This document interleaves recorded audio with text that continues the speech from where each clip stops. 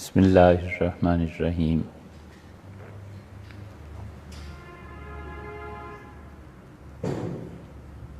انسان کے لیے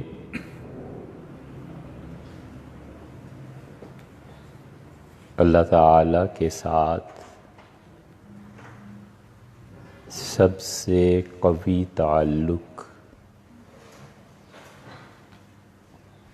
اس کا ہونا، اسے اختیار کرنا، کوشش اور محنت کر کے اسے اپنی سوچ کا حصہ بنانا یا سیکھنا، وہ اصل چیز عقیدہ ہے۔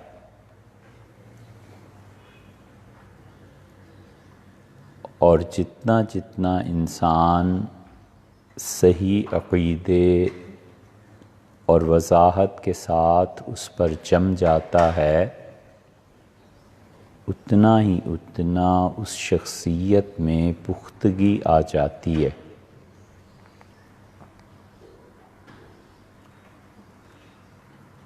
اور یہی عقیدہ انسان کے اعمال میں جب آتا ہے تو اس کا اثر انسان پر ہونا چاہیے۔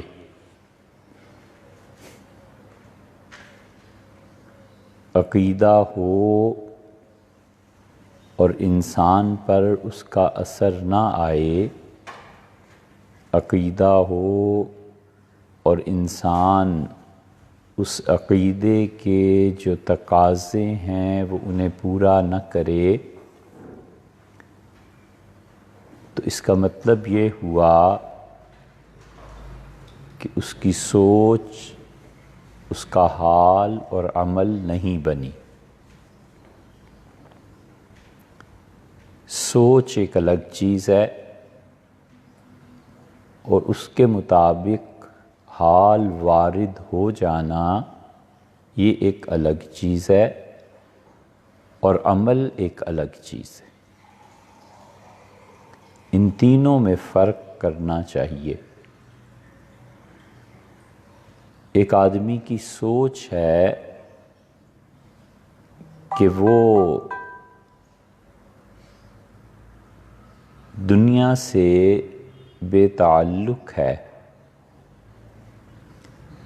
وہ سوچ اس کے حال میں تبدیل ہو جائے اور چیزوں کی، اشیاء کی طلب، حسن، یہ سب چیزیں اس کے اصل نظریے اور فکر کو نہ بدل سکیں، اور پھر اس کا حال، اس کا عمل بھی بن جائے کہ اسے بڑی سے بڑی چیز کی پیشکش اسے اپنے اصل مقاصد سے نہ ہٹا سکے، تو یہ اس کا عمل ہے۔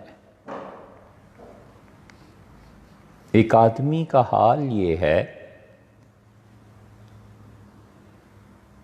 کہ وہ آپ دیکھیں تو دیوانہ محسوس ہوتا ہے، تو یہ اصل میں دیوانگی پہلے اس کی سوچ تھی، پاگل پنا، دماغ خراب ہے۔ پھر اس کو دیکھ کے بھی دوسرا آدمی پہچان سکتا ہے کہ یہ پاگل ہے، اور پھر جب وہ پاگل پنے کی حرکتیں کرتا ہے تو پھر وہ واضح ہو جاتی ہے، پھر اس میں کوئی شبہ نہیں رہتا۔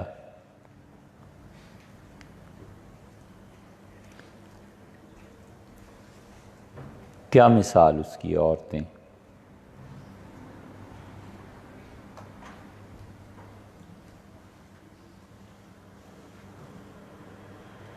کرکٹ، یہ میچ جب ہوتا ہے تو ایک بچوں میں اس کی ذہنی فکر ہے کہ آج پاکستان اور انڈیا کا مقابلہ ہے۔ پھر آپ ان بچوں کو دیکھتے ہیں بھاگ رہے ہیں کسی چیز کی طرف، تو اس پہ کیا حال طاری ہے، وہ میچ دیکھنا ہے۔ اور پھر وہ عملاً اس میں کھو جاتا ہے۔ تو اللہ تعالیٰ کے ساتھ تعلق ایک عقیدے کے اعتبار سے، ایک آدمی کے حال کے اعتبار سے ہے اور ایک عمل کے اعتبار سے۔ جب اس کا عقیدہ درست ہوتا ہے اور اس کے اثرات اس کی شخصیت پر مرتب ہونا شروع ہوتے ہیں، تو پھر اس آدمی کو دیکھ کر بھی پتہ چلتا ہے کہ یہ آدمی کس حال میں ہے، اور پھر عمل تو اس کا تصدیق مہر لگا دیتا ہے کہ یہی ہے۔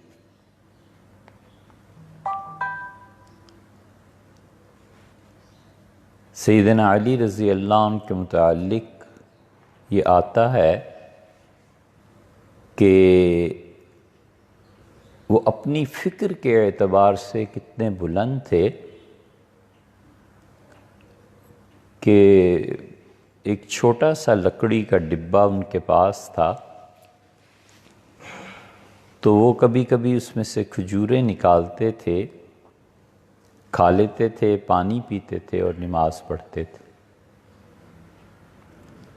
تو فرماتے تھے کہ عربی کا ایک شعر، اس کا ترجمہ یہ ہے کہ کتنا ہی خوش نصیب وہ آدمی ہے جس کو پیٹ بھرنے کے لیے کھجوریں میسر ہیں، پانی پیتا ہے اور اپنے رب کی عبادت کرتا ہے۔ خوش ہوتے تھے۔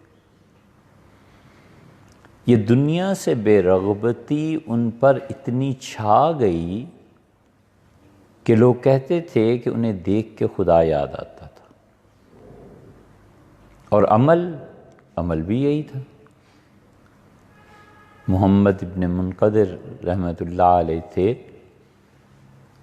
اور حضرت جابر بن عبداللہ رضی اللہ عنہما کے بہت خدمت گزار، بہت اچھے ان کے شاگرد،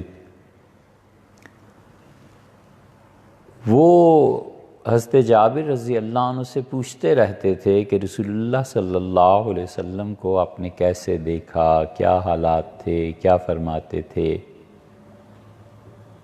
یہ محبت ذوق تھا۔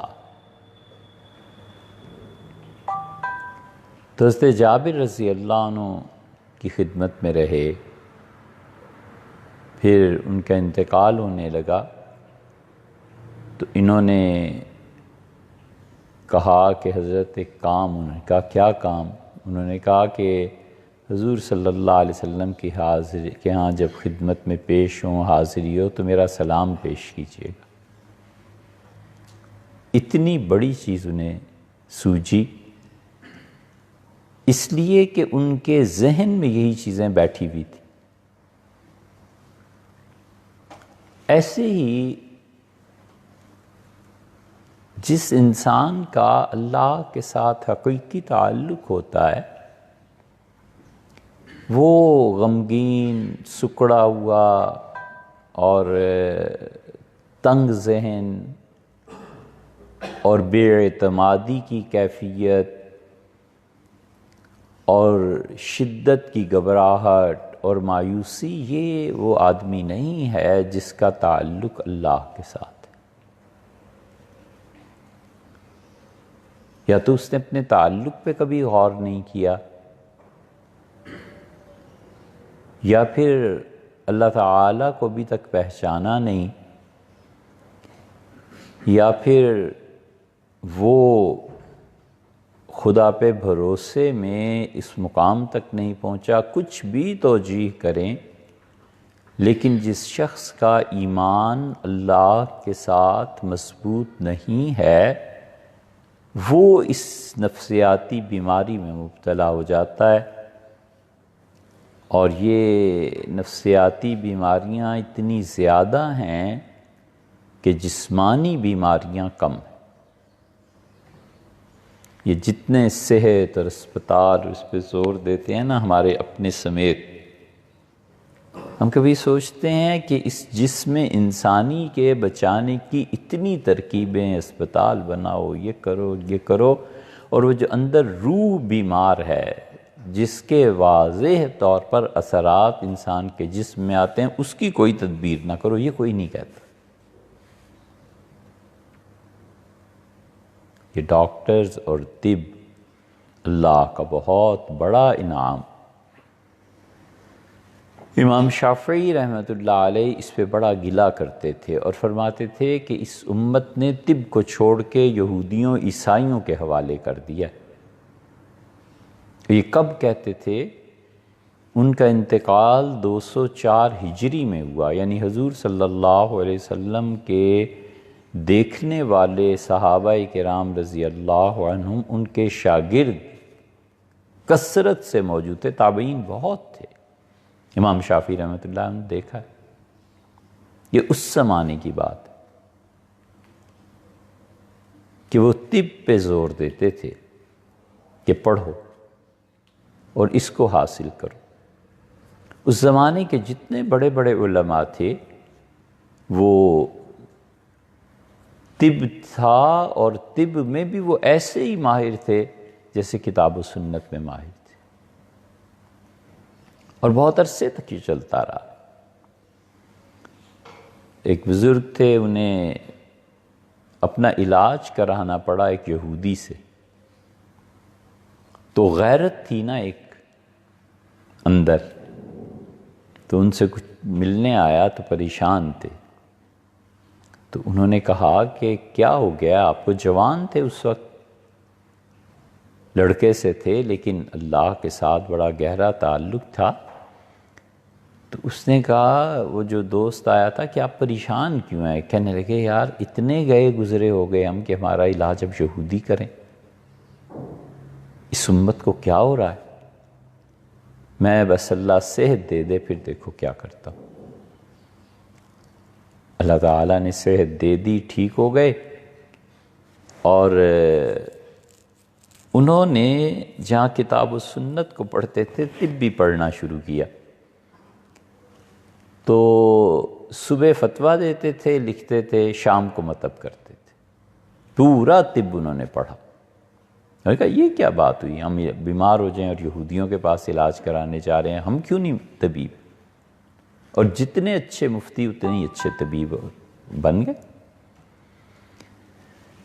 حافظ ذہبی رحمۃ اللہ علیہ نے سیر اعلام النبلاء میں ان کی بات یہ لکھی ہے،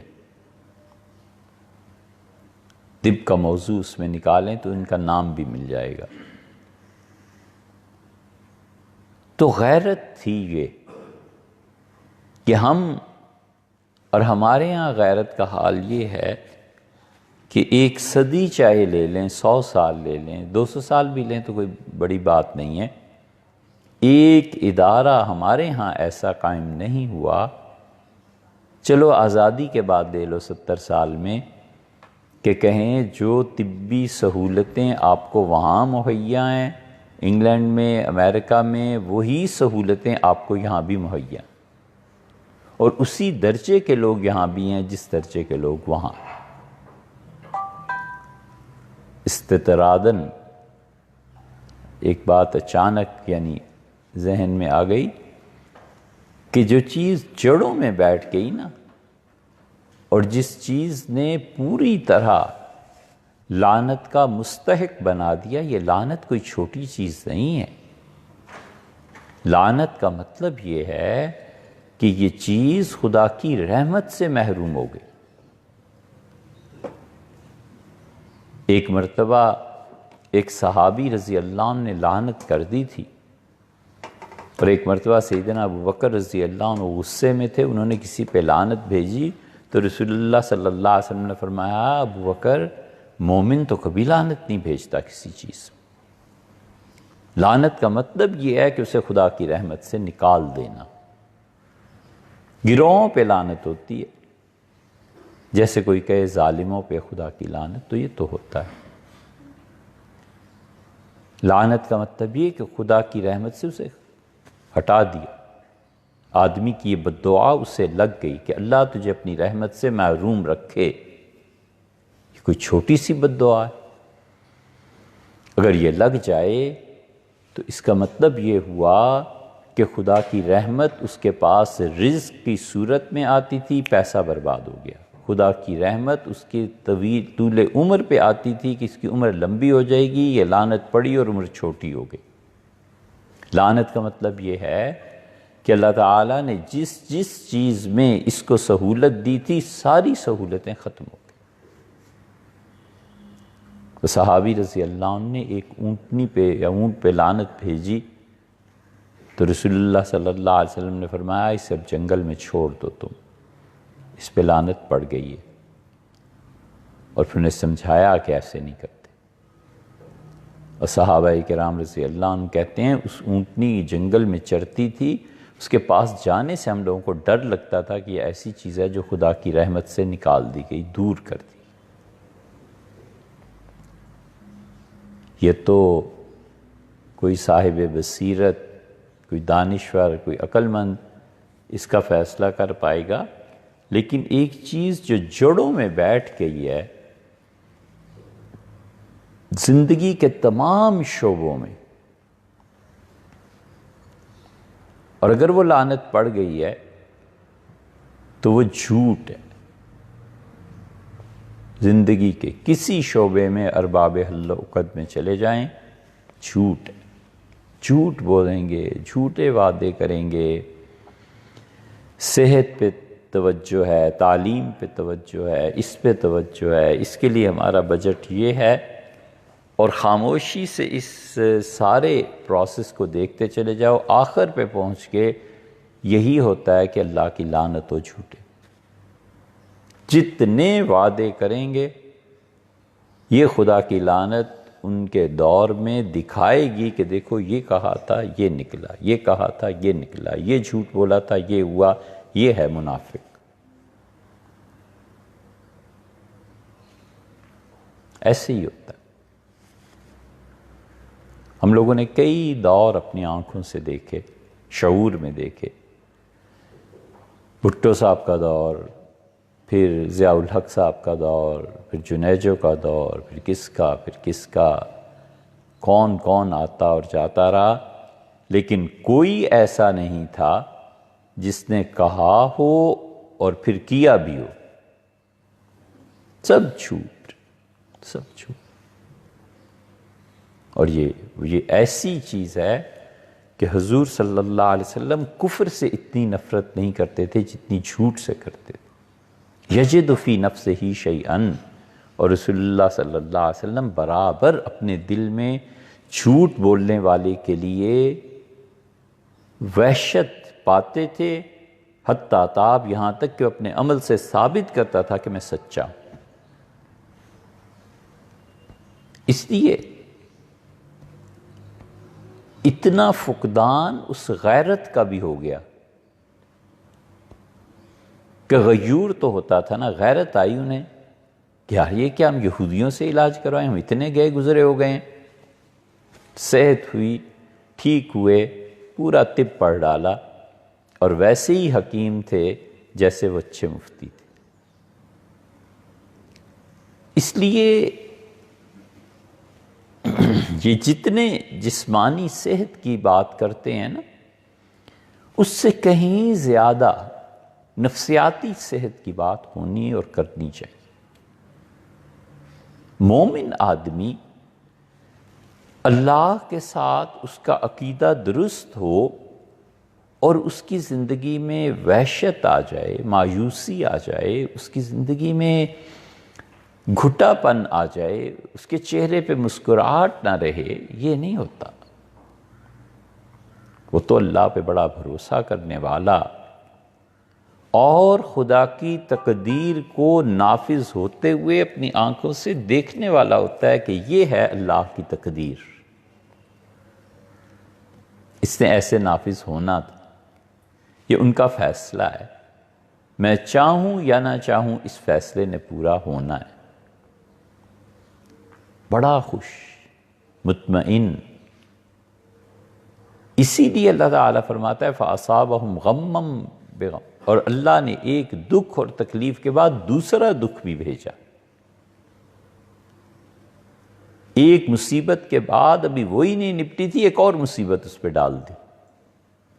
لِكَيْ لَا تَحْزَنُوا عَلَىٰ مَا فَاتَكُمْ۔ لوگو، جو چیز، جو خوشی کا موقع، کوئی اچھی چیز ہاتھ سے گم ہو جائے، چلی جائے، تو حد سے زیادہ اس پہ غم کا اظہار نہ کرو، اور کوئی چیز مل جائے تو اس پہ حد سے زیادہ خوش نہ ہوا کرو، اعتدال کی کیفیت میں رہو۔ مومن آدمی خوش ہوتا ہے تو بھی ایک حد ہوتی ہے، غمگین ہوتا ہے تو بھی ایک حد ہوتی ہے، دونوں معاملات میں اس کا تعلق اللہ سے نہیں ٹوٹتا۔ اس لیے آدمی کو اگر ایک بات کی سمجھ آ جائے نا، صرف اتنی سی بات کہ میں اگر دنیا کا بادشاہ بھی بن جاؤں تو بھی غلام ہوں، بندگی ہے، اور اگر کائنات کا سب سے بڑا فقیر بھی بن جاؤں تو بھی بندگی ہے، تو بھی خدمت ہے۔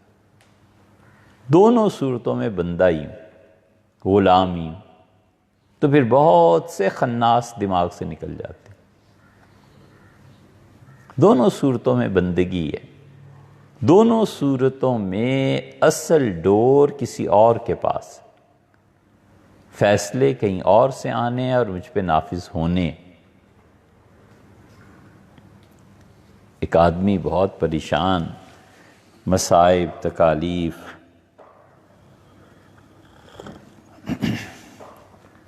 یہ ہو گیا اور وہ ہو گیا، تو ایک جسے شہر میں دیوانہ کہتے تھے، اس نے کہا، سوچا کہ چلو اس پاگل کے پاس جا کے بیٹھتا ہوں، ہر روز کوئی نہ کوئی مصیبت آئی رہتی ہے، میرا بھی دماغ خراب ہو گیا ہے، پاگلوں کے یہاں چلو۔ تو جو پاگل شہر کا مشہور تھا اس کے پاس چلا گیا، کافی دیر بیٹھا رہا، وہ پاگل اپنی حرکتیں کرتا رہا، پھر وہ جتنا پاگل لوگ سمجھتے تھے، ظاہر ہے کہ اتنا تو نہیں تھا، تو اس نے پوچھا کہ کیوں آئے ہو؟ تو اس نے کہا، تم سمجھ نہیں سکتے، مجھے اتنا دکھ ہے، اتنی پریشانیاں ہیں، یہ ہو گیا، وہ ہو گیا، گھریلو جھگڑے، معیشت کا جھگڑا، کھانے کا، پینے کا، یہ سب جھگڑے۔ اس نے کہا، جب یہ فیصلے ہو رہے تھے تو اس وقت تم پاس تھے؟ تو اس نے کہا نہیں۔ تو اس نے کہا، اس وقت تو چیخے نہیں جب یہ فیصلے ہو رہے تھے، تو اب عملاً جب ان کا نفاذ ہو رہا ہے تو اب کیوں چیختے ہو؟ اب ہونے تو جو ہونا ہے۔ وہ اٹھا اور چل پڑا، تو ہنس رہا تھا، کسی نے پوچھا کہ کیا ہوا آپ؟ اس نے کہا، میں بھی پاگل ہو گیا۔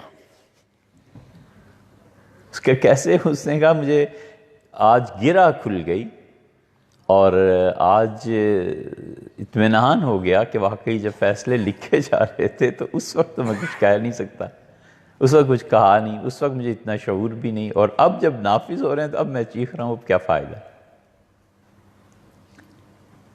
تو اس لیے اپنے آپ پہ غور کر کے ان نفسیاتی بیماریوں کو اپنے سے دور کرنا چاہیے۔ خود کرے، نہیں اگر خود کرنے کی ہمت، سمجھ نہیں آتی، تو اللہ تعالیٰ سے مشورہ کرے۔ خدا سے مشورہ اس طرح سے ہے کہ اللہ تعالیٰ سے دریافت کرے کہ اے رب، مجھے اپنی بیماری خود ہی نہیں سمجھ آ رہی، مہربانی فرما، میرے ساتھ کیا ہو رہا ہے میں نہیں جانتا، لیکن مجھے اتنا شعور عطا کر کہ میں سمجھ پاؤں کہ مجھے مسئلہ کیا ہے آخر۔ اور پھر اس کی صورتیں اللہ مختلف کرتا ہے۔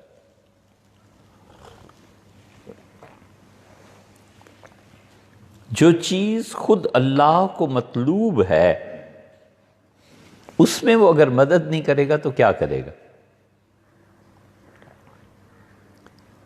بچہ چھوٹا سا ہوتا ہے اور والد اسے چلنا سکھاتے ہیں، ماں اسے چلنا سکھاتی ہے، تو جب ماں خود چاہے کہ بیٹا چلے، بیٹی چلے، تو پھر اس کے گرنے پر اس کی مدد نہیں کرے گی تو اور کیا کرے گی؟ یوں ہی گرنے لگتا ہے، ہاتھ بڑھا دیتی ہے ماں کہ نہیں نہیں، اچھا پھر چلو، اچھا بیٹے پھر اٹھو، یہ وہ چاہتی ہے نا۔ تو اللہ جب خود چاہتا ہے کہ انسانوں کو ان نفسیاتی بیماریوں سے نکالے، تو جب بندہ خود شعوری طور پہ کوشش کرے گا، دعا مانگے گا، تو اللہ اس کی مدد کیوں نہیں کرے گا؟ اللہ تو خود چاہتا ہے کہ تم اس مصیبت سے نکلو، عبادت کرو۔ کائنات کی ہر چیز انسان میں آ کے کھپ جاتی ہے، کوئی چیز، ایک چیز ایسی نہیں ہے جو انسان میں آ کے ختم نہ ہو جاتی ہو۔ دھوپ ہے، سورج چمکتا ہے، کس کے لیے؟ انسانوں ہی کے لیے چمکتا ہے۔ آدمی نے اگر اس سے 60 سال 70 سال میں اتنی لائٹ لینی ہے اور اتنی ہیٹ لینی ہے تو یہ طے شدہ ہے۔ اکبر بادشاہ کے ہاں جوگی آئے اور اکبر بادشاہ نے کہا کہ یہ حبس دم جو تم ہندوؤں میں ہے یہ کیسے ہوتا ہے؟ مسلمان صوفیہ میں بھی رہا ہے۔ حبس دم کا مطلب ہے کہ سانس لینا اور پھر اسے باہر نہ آنے دینا، روک لے اندر ہی اندر سانس کو۔ ہندو اس کی مشق کرتے ہیں۔ سلسلہ نقشبندیہ میں ایک سبق ایسا ہے، حضرت رحمت اللہ تلقین فرماتے تھے، اور وہ اتنی بڑی چیز ہے کہ وسوسے آنا ختم ہو جاتے ہیں۔ یہ بڑی کرامت چیز ہے۔ اب وہ کہاں سے کس نے لیا؟ نقشبندیہ سلسلے کے مشائخ یہ کہتے ہیں کہ حضرت خضر علیہ السلام نے خواجہ محمد پارسا رحمۃ اللہ علیہ کو یا کسی اور بزرگ کو دریا کی تہہ میں لے جا کر یہ عمل سکھایا تھا، یہ ان کی کرامت تھی۔ اور اب جو نئے نئے آئے ہیں نقشبندیہ سلسلے کے ناقد، وہ کہتے ہیں کہ ہندوؤں سے لیا، کہیں سے بھی لیا ہو بھائی، چیز بڑے کام کی۔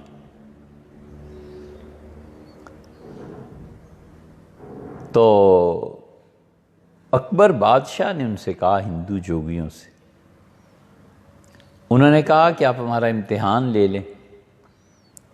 تو کان، ناک، روئی ٹھسوا کے اور بڑے بڑے بنائے گئے صندوق لکڑی کے تختوں کے، اور ان میں جوگیوں کو لٹا کر اور زنجیریں باندھ کے انہیں دریا میں ڈال دیا۔ جو وقت انہوں نے کہا تھا کہ اتنے عرصے کے بعد ہمیں نکال لیں، ہم سانس لیں گے، نکالا گیا تو انہوں نے سانس لیا۔ انہوں نے کہا یہ حبس دم ہے۔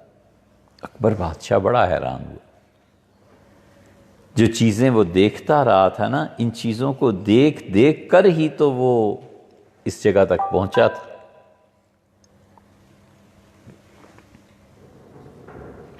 گمراہی اس کے عقیدے میں ایسے ہی ہوئی تھی۔ اضلہ اللہ علی علم، اللہ نے علم کے باوجود اس عالم دین کو گمراہ کر دیا۔ اللہ تعالیٰ امتحان لیتا ہے اور بڑا شدید امتحان ہوتا ہے۔ خدا کے ساتھ بندے کا سب سے بڑا امتحان صبر ہے۔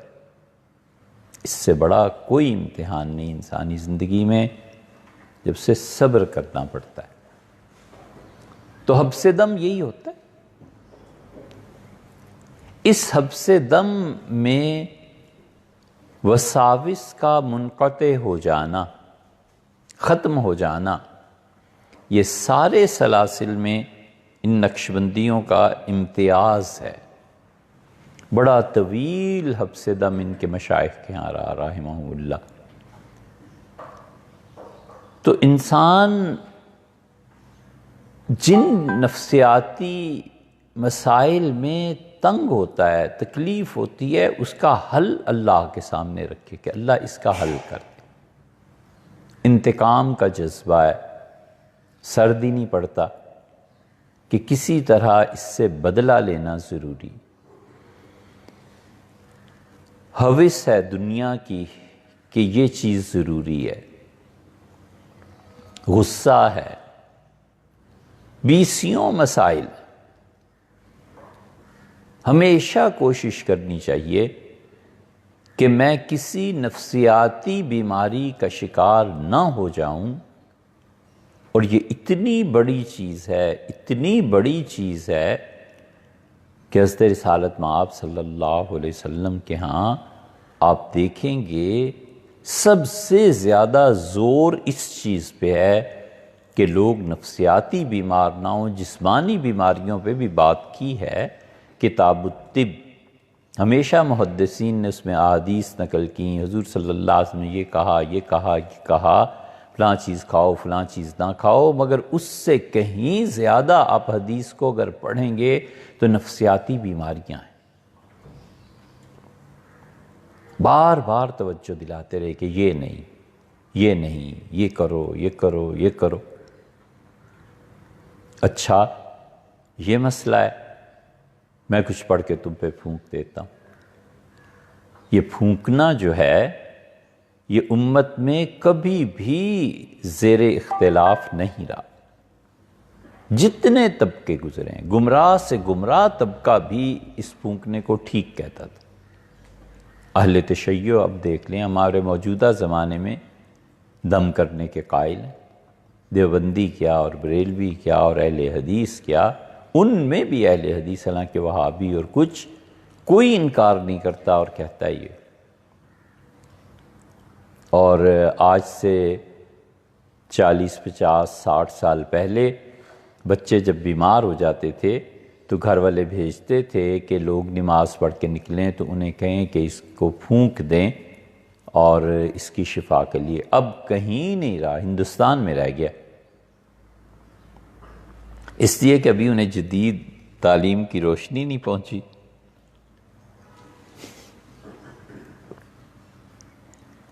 ابھی ان کا اعتقاد باقی ہے۔ ہندوستان میں کئی جگہ ہم نے دیکھا، مگر ہمارے یہاں ملک میں کہیں رہا ہی نہیں ہے۔ یہ نفسیاتی علاج تھا۔ اتنا کچھ رسول اللہ صلی اللہ علیہ وسلم نے نفسیاتی علاج کے متعلق بتایا ہے کہ پوری کتاب لکھی جا سکتی ہے، لیکن ہمارے یہاں لکھی اس لیے نہیں گئی کہ ہمارے لوگ اس کو جانتے نہیں ہیں کہ آدمی نفسیاتی بیماری میں مبتلا ہو کر پھر اپنے دین کو بھی برباد کرتا ہے اور دنیا بھی برباد ہوتی ہے۔ یہ سب نفسیاتی بیماریاں، تکبر ہے، لوگوں کو نیچا دکھانا ہے، حسد ہے، بغض ہے، یہ سب کیا ہے؟ یہ سب کچھ اللہ پہ اعتماد کے کامل نہ ہونے کی نشانی۔ یہ چیزیں ختم ہو گئی۔ اس لیے مومن آدمی کبھی دکھی، غمگین، پریشان، آج بات نہیں کر رہا، موڈ نہیں ہے، یہ موڈ کا لفظ پتہ نہیں کیا عذاب بن جاتا ہے جب وہ خود بھی تکلیف میں مبتلا ہوتا ہے اور دوسروں کو بھی اس تکلیف میں مبتلا کرتا ہے۔ یہ سب نفسیات، مومن ایسا نہیں۔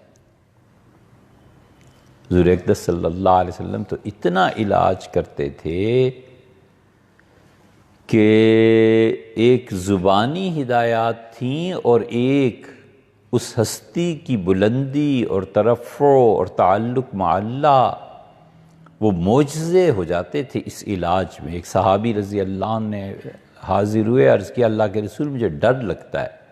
حضور اقدس صلی اللہ علیہ وسلم نے کہا کیا ڈر لگتا ہے؟ انہوں نے کہا میں گھوڑے پہ نہیں بیٹھ سکتا۔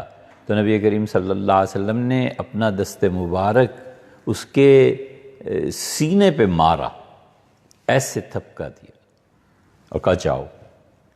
وہ کہتے تھے مجھے یہ یاد ہی نہیں رہا پھر کہ گھوڑے پہ بیٹھنے سے بھی کوئی ڈرتا ہے۔ یہ علاج ہو گیا۔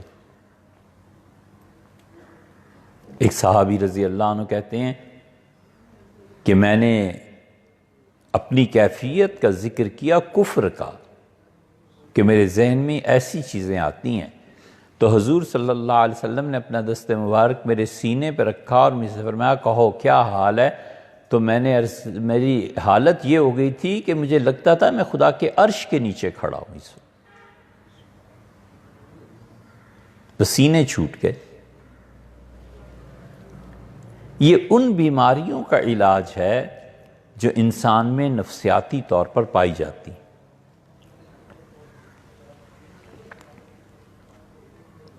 اس لیے بڑے حضرات جو تھے وہ اس پہ روتے تھے کہ مسلمانوں نے طب چھوڑ دیا۔ انہیں بہت تکلیف ہوتی تھی اس بات سے کہ وہ اپنا علاج یہود و نصارہ سے کروائیں۔ ہمارے ڈاکٹرز جانتے نہیں ان چیزوں، ان کے نزدیک گویا مغرب نے دنیا کو علاج دیا ہے، پہلے تو گویا کبھی لوگوں میں تھا ہی نہیں۔ اور اب بھی اگر سمجھایا جائے غیرت ہو، دولت ہو، تو کون سی ناممکن چیز ہے جو اس ملک میں نہیں کی جا سکتی؟ کیوں ایسے ہسپتال نہیں بنائے جا سکتے کہ کوئی لندن اور امریکہ کے بجائے اپنا علاج یہیں کروانے لگ جائے؟ ان میں بڑی حد تک انسانی نفسیات کا اثر ہے۔ ڈاکٹر ہے، ہم نے کئی دوستوں کے متعلق سنا، خود مریضوں سے، انہوں نے کہا جی یہ ڈاکٹر صاحب جب دیکھتے ہیں تو آدھا مرض تو اسی وقت دور ہو جاتا ہے۔ ہم نے کہا وہ کیوں؟ کہنے لگے اس محبت سے بات کرتے ہیں، اس طرح شفقت سے پیش آتے ہیں ایک ایک چیز، اور میں کتنی لمبی بات کروں یہ اسے سنتے رہتے ہیں، سن کے پھر سمجھ کے پھر کوئی بات کرتے ہیں، اور کبھی کبھی یہ کہتے ہیں کہ کوئی آپ کو مرض نہیں، کوئی تکلیف نہیں، اللہ دور کرے گا، نماز پڑھا کریں، خدا کو یاد کیا کریں۔ ایسے لوگ ان کا دست مسیحا ہو گئے۔ ان میں سب سے اچھے لوگ وہ جو نفسیات کو پڑھتے ہیں، انسانی نفسیات کو جانتے ہیں، سمجھتے ہیں، مناسب سمجھتے ہیں دوا دے دیتے ہیں، مناسب سمجھتے ہیں تو کچھ نہیں، بس اس بات کو گزر جانے دو۔ یہ نفسیاتی بیماریوں پہ حضور اقدس صلی اللہ علیہ وسلم نے کیا کیا چیزیں بتائی ہیں۔ کسی کو کہا اللہ پہ بھروسہ کرو۔ قرآن کہتا ہے کہ دو گروہوں کا تذکرہ کیا اور تقابل کیا ہے۔ اللہ تعالیٰ فرماتے ہیں کہ وہ جب شدید مشکل گھڑی پیش آئی، اندھیری رات، سردیوں کا موسم، شدید ہوا چل رہی ہے، اور اتنی شدید ہوا ہے ٹھنڈی کے خیموں کی تنابیں اکھڑی جا رہی ہیں اور خندق کھودنی پڑ گئی۔ اللہ تعالیٰ فرماتے ہیں کہ ایک مصیبت کے بعد دوسری مصیبت، ایک تکلیف کے بعد دوسری تکلیف۔ منافقوں نے دیکھا تو انہوں نے کہا یہ لو، یہ باتیں کرتے ہیں یہود و نصارہ کے ملکوں کے فتح ہو جانے کی، اور حال ان کا یہ ہے کہ تن پہ کپڑا نہیں۔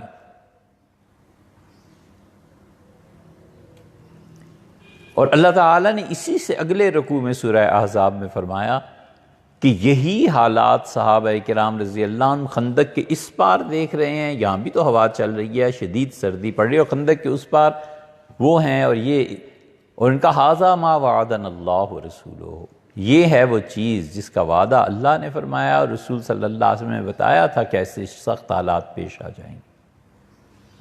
ایک ہی چیز ہے، اینگلز کتنے مختلف ہیں، اور نبی کریم صلی اللہ علیہ وسلم کو بتایا گیا کہ اللہ کے رسول یہ پتھر نہیں ٹوٹ رہا، اور آپ نے فرمایا چلو، اور پھاوڑا اٹھا کے پہلی ضرب جو لگائی ہے رسول اللہ صلی اللہ علیہ وسلم نے، تو چنگاریاں نکلیں،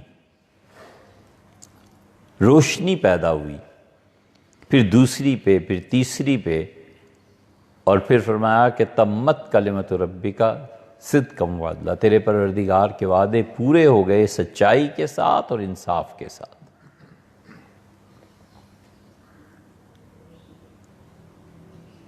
صحابہ رضی اللہ عنہ حیران ہوئے کہ اس موقع پہ اس آیت کو کیوں پڑھا گیا ہے. تو آپ نے فرمایا پہلی ضرب جب لگائی تو یہ اس کا اثر جا کر پڑا ہے روم کے محلات پہ، اور وہ ٹکڑے ٹکڑے ہو گئے. اور دوسری ضرب ایران پہ لگی، اور تیسری ضرب یمن کے بعض حصوں کے متعلق فرمایا کہ ان پہ فرمایا یہ تینوں فتح ہو جائیں گے. میں نے اس روشنی میں یہ دیکھا ہے.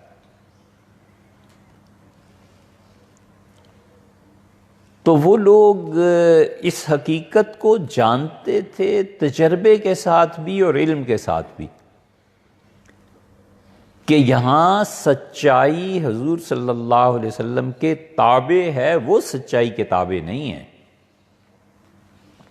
نبی کبھی بھی ایسا نہیں ہوتا وہ کہے اور لوگ پرکھیں کہ نبی نے سچ کہا یا جھوٹ. نبی جو کچھ کہتا ہے وہ سچ ہی ہوتا ہے.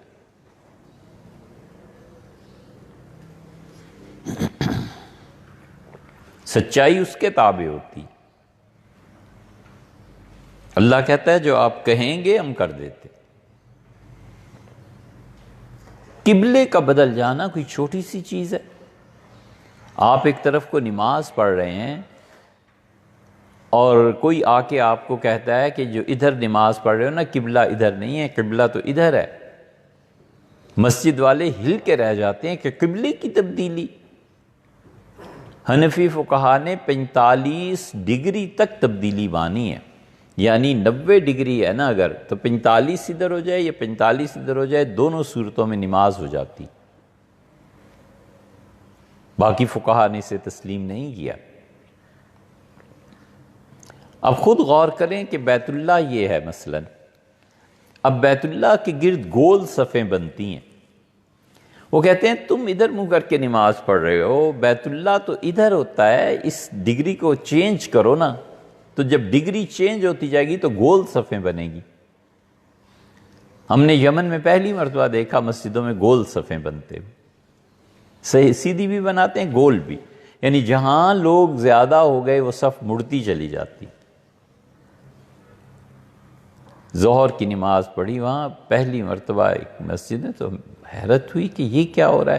پھر خیال آیا ہو یہ جو ان حضرات کے آئے ہیں یہ وہ اصل چیز، یہ شافعی مسلک. حنفی فقہا کہتے ہیں 45 ڈگری ادھر ہو جاؤ یا ادھر ہو جاؤ نماز ہو گئی. بندگی ہے، خدا کی اطاعت ہے.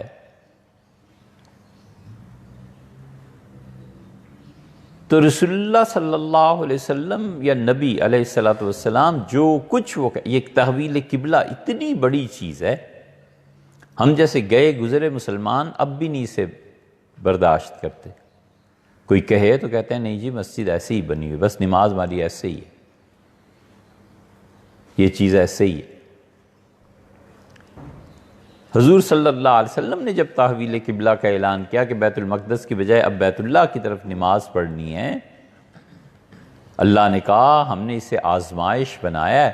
2 رکعتیں ظہر کی رسول اللہ صلی اللہ علیہ وسلم پڑھی ہیں بیت المقدس کی طرف، اور 2 رکعتیں پورا آدھا دائرہ آگے سے پیچھے کی طرف آئے ہیں. اور عورتیں جو پیچھے تھیں ان کی صف پہلی بن گئی، مردوں کی صف آخری بن گئی. یہ ساری تحویل ہوئی ہے قبلے کی.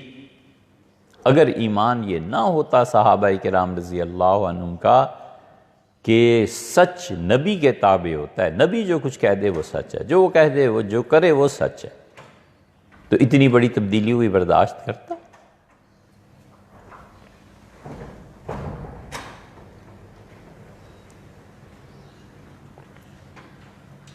یہ چیز ہو جاتی ایمان کی پختگی کے ساتھ.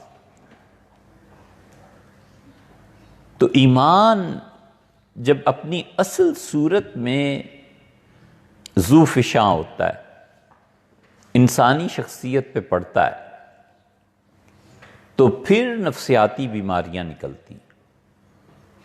ان سے نجات پانا چاہیے.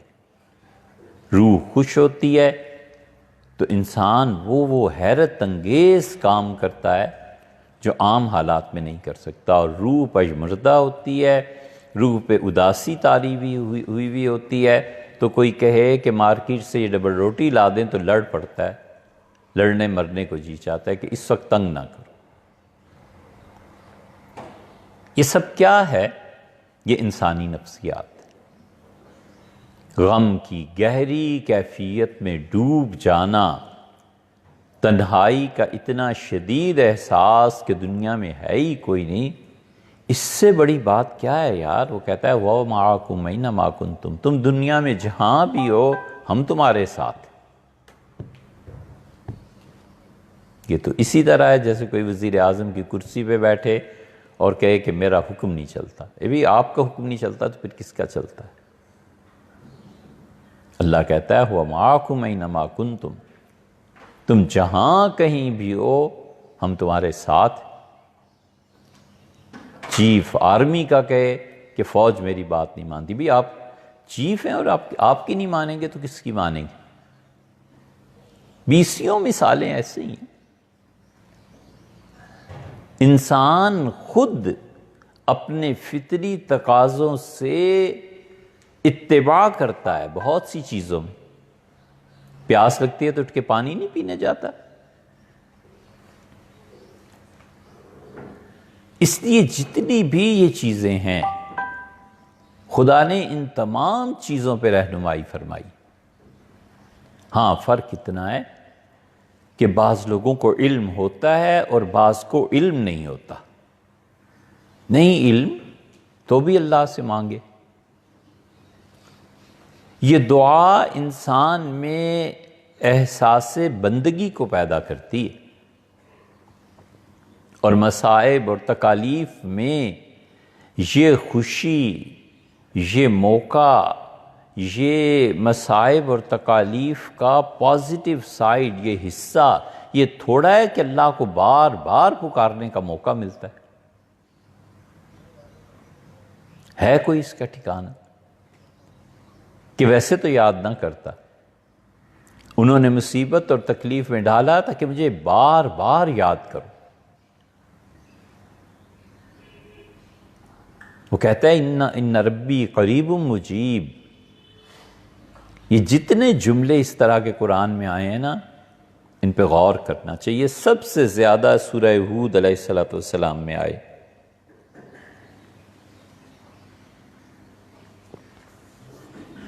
حضرت ہود علیہ السلام کا کوئی معجزہ قرآن میں نہیں آیا، نہ ہی حدیث میں آیا۔ یہ واحد نبی ہیں جن کا کوئی معجزہ نہ اللہ نے ذکر فرمایا نہ رسول اللہ صلی اللہ علیہ وسلم نے۔ ہر نبی علیہ السلام کا کوئی معجزہ ہے، مگر ان کا کوئی معجزہ کہیں آتا نہیں۔ بس یہ ہے کہ ان کی قوم کو عذاب ہوا۔ اس صورت میں جو جملے ہیں اتنی بڑی تعداد میں کسی صورت میں بھی نہیں ہے۔ کسی میں ایک جملہ آیا ہے، کسی میں دو جملے زیادہ آ گئے ہیں، مگر یہ صورت بھری پڑی ہے کہ فلاں نبی نے یہ کہا، فلاں نے یہ کہا، فلاں نے یہ کہا۔ انہوں نے کہا ان ربی رحیم ودود، میرا پروردگار تو بہت مہربانی کرنے والا اور بہت محبت کرنے والا ہے۔ ایک جگہ قرآن میں ان ربی غنی کریم، میرا پروردگار تو بہت بے نیاز ہے، کریم۔ ایک معنی یہ ہے کہ عزت دینے والا ہے، اور ایک معنی یہ ہے کہ خود اپنی شان اور ذات میں عزت والا ہے۔ سورہ ہود میں ان ربی علی صراط مستقیم، اور میرا پروردگار تو بالکل صحیح راہ پہ ہے، بالکل صحیح راہ پہ ہے۔ عجیب عجیب طرح کی پریشانیاں، مگر خدا پہ اعتماد اور بھروسہ اور صحیح عقیدہ،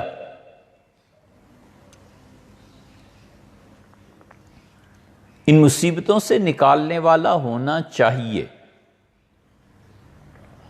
اور اگر ایمان ان مصائب اور تکالیف سے نجات نہیں دیتا تو پھر اس ایمان کی فکر کرنی چاہیے۔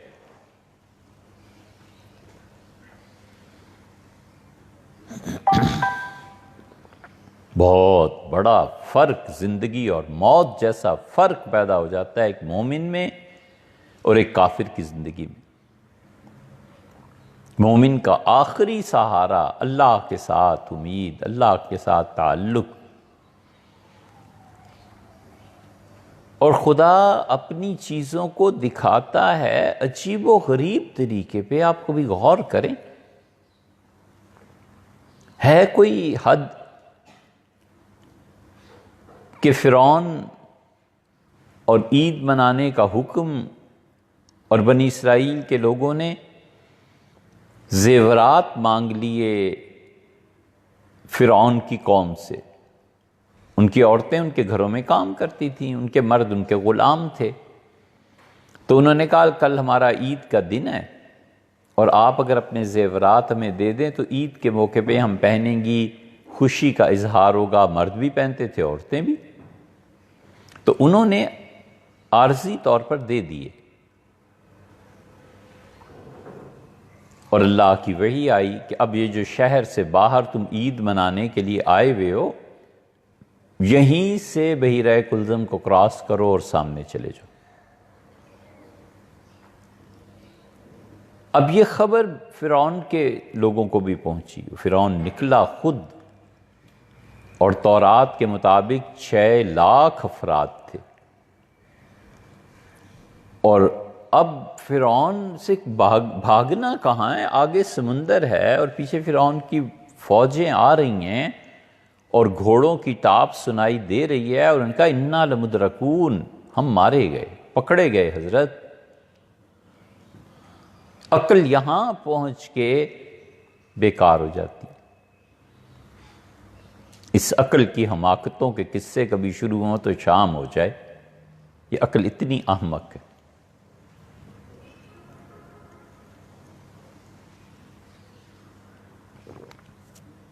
ایک دن پہلے بھی مثال دی تھی نا، اس عقل کی عاجزی کا حال دیکھو، اس عقل کے بے وقوف ہونے کا حال دیکھو، اور اس عقل کے ناسمجھ ہونے کا حال دیکھو کہ ایک گتا یہ ہے، ایک مثلا موبائل یہ ہے، اور ایک موبائل اور ہے تو ایک اور ایک 2 موبائل ہو گئے. یہ 2 کیا چیز ہے؟ عقل ان چیزوں کو نہیں سمجھ سکتی. جغرافیے کی بہت سی چیزیں، جیومیٹری کی بہت سی چیزیں انسانی عقل نہیں سمجھ سکتی، حالانکہ جیومیٹری کی بنیاد ہی اصول پہ اور عقل پہ. نہیں سمجھ سکتی. 2 کی ڈیفینیشن کرو نا، 2 کیا ہے؟ تو سن لیا ہے 1 اور 1 2. اور اگر خدا کوئی اور جہان کھول دے جہاں 1 اور 1 3 ہو جاتے ہیں تو پھر اس 2 کا کیا ہوگا جس پہ پوری نسل انسانی قائم رہی؟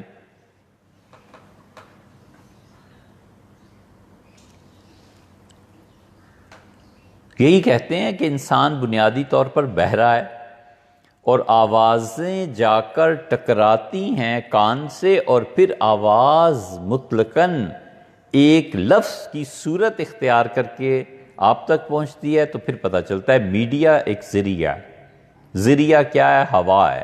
الفاظ اس میں ٹریول کر رہے ہیں. اب ایک اور ذریعہ ڈھونڈ لیا اور وہ ٹیلی فون ہے، موبائل ہے، اور کہتے ہیں کہ ابھی سینکڑوں کے حساب سے ذرائع باقی ہیں کہ انسان کیسے کمیونیکیٹ کر سکتا ہے. خدا 2-4 اور کھول دے تو پھر کیا ہو؟ پھر عقل دھری کی دھری رہ جائے.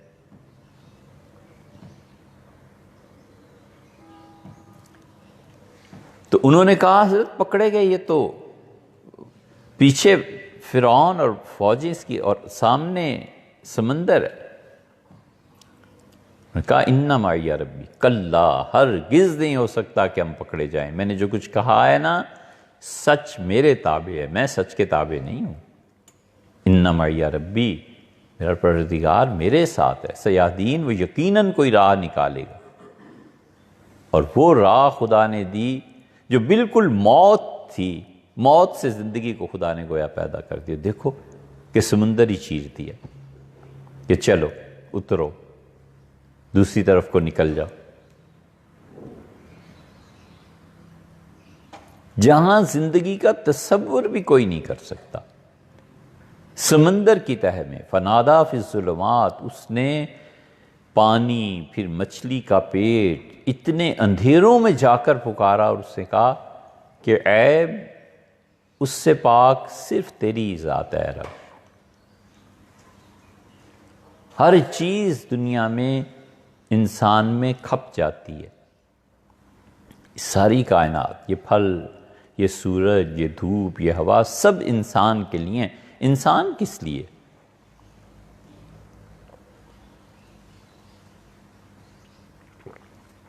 اس کو صرف بنایا اپنی عبادت کے لیے کہ یہ کام کرو، تم سے اور کوئی مطلوب ہی نہیں، اور اس میں تمہارا امتحان بھی ہے، انسان کو ادھر لگایا۔ تو موت جہاں یقینی ہے وہاں پہ زندگی۔ فرعون، اس کے سپاہی موسیٰ علیہ السلام کو ڈھونڈنے آتے، کوئی وقت تو لگتا نا کہ اس خاتون کے یہاں بچہ ہے، اس کی پیدائش ہے، اس کو پکڑو، یہ بنی اسرائیل کے لوگ ہیں، اور فرعون کی سلطنت کو زوال، جیسے روایات میں آتا ہے، تو پکڑتے مارتے، کچھ تو وقت لگتا۔ اللہ تعالیٰ نے فرمایا ان کی والدہ سے کہ سرکنڈے لے لو اور اس کا ایک چھوٹا سا پنگوڑا بناؤ اور اپنے بچے کو اس میں رکھ کے دریا کے حوالے کر دو، جس نے نہیں بھی مرنا تو بھی مرے۔ کیا بات کہی ہے کہ یاخذ عدو لی وعدو اللہ، اسے وہ اٹھائے گا جو میرا بھی دشمن ہے اور اس کا بھی دشمن ہے، دشمن کے گھر میں پال کے، موت کے منہ میں ڈال کے، سب نکال کے بتایا کہ کام تو وہ ہیں جو ہم کرتے ہیں، تم تھوڑے ہی کرتے ہو۔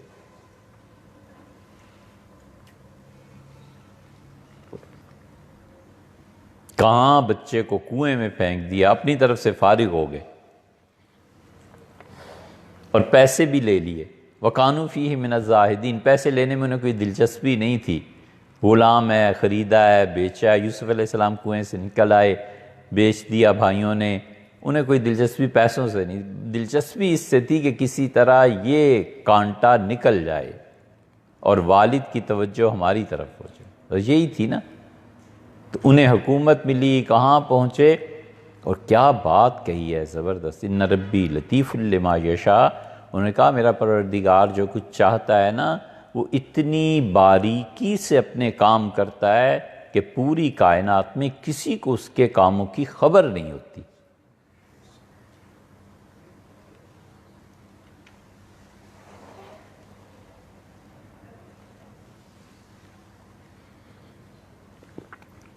یہ برمکیوں پہ جب سوال آیا ہے نا، اور برمکی جو تھے اتنے ایرانی، یہ اس درجے تک پہنچ گئے تھے کہ عباسی خلافت ان کی رائے پہ چلتی تھی۔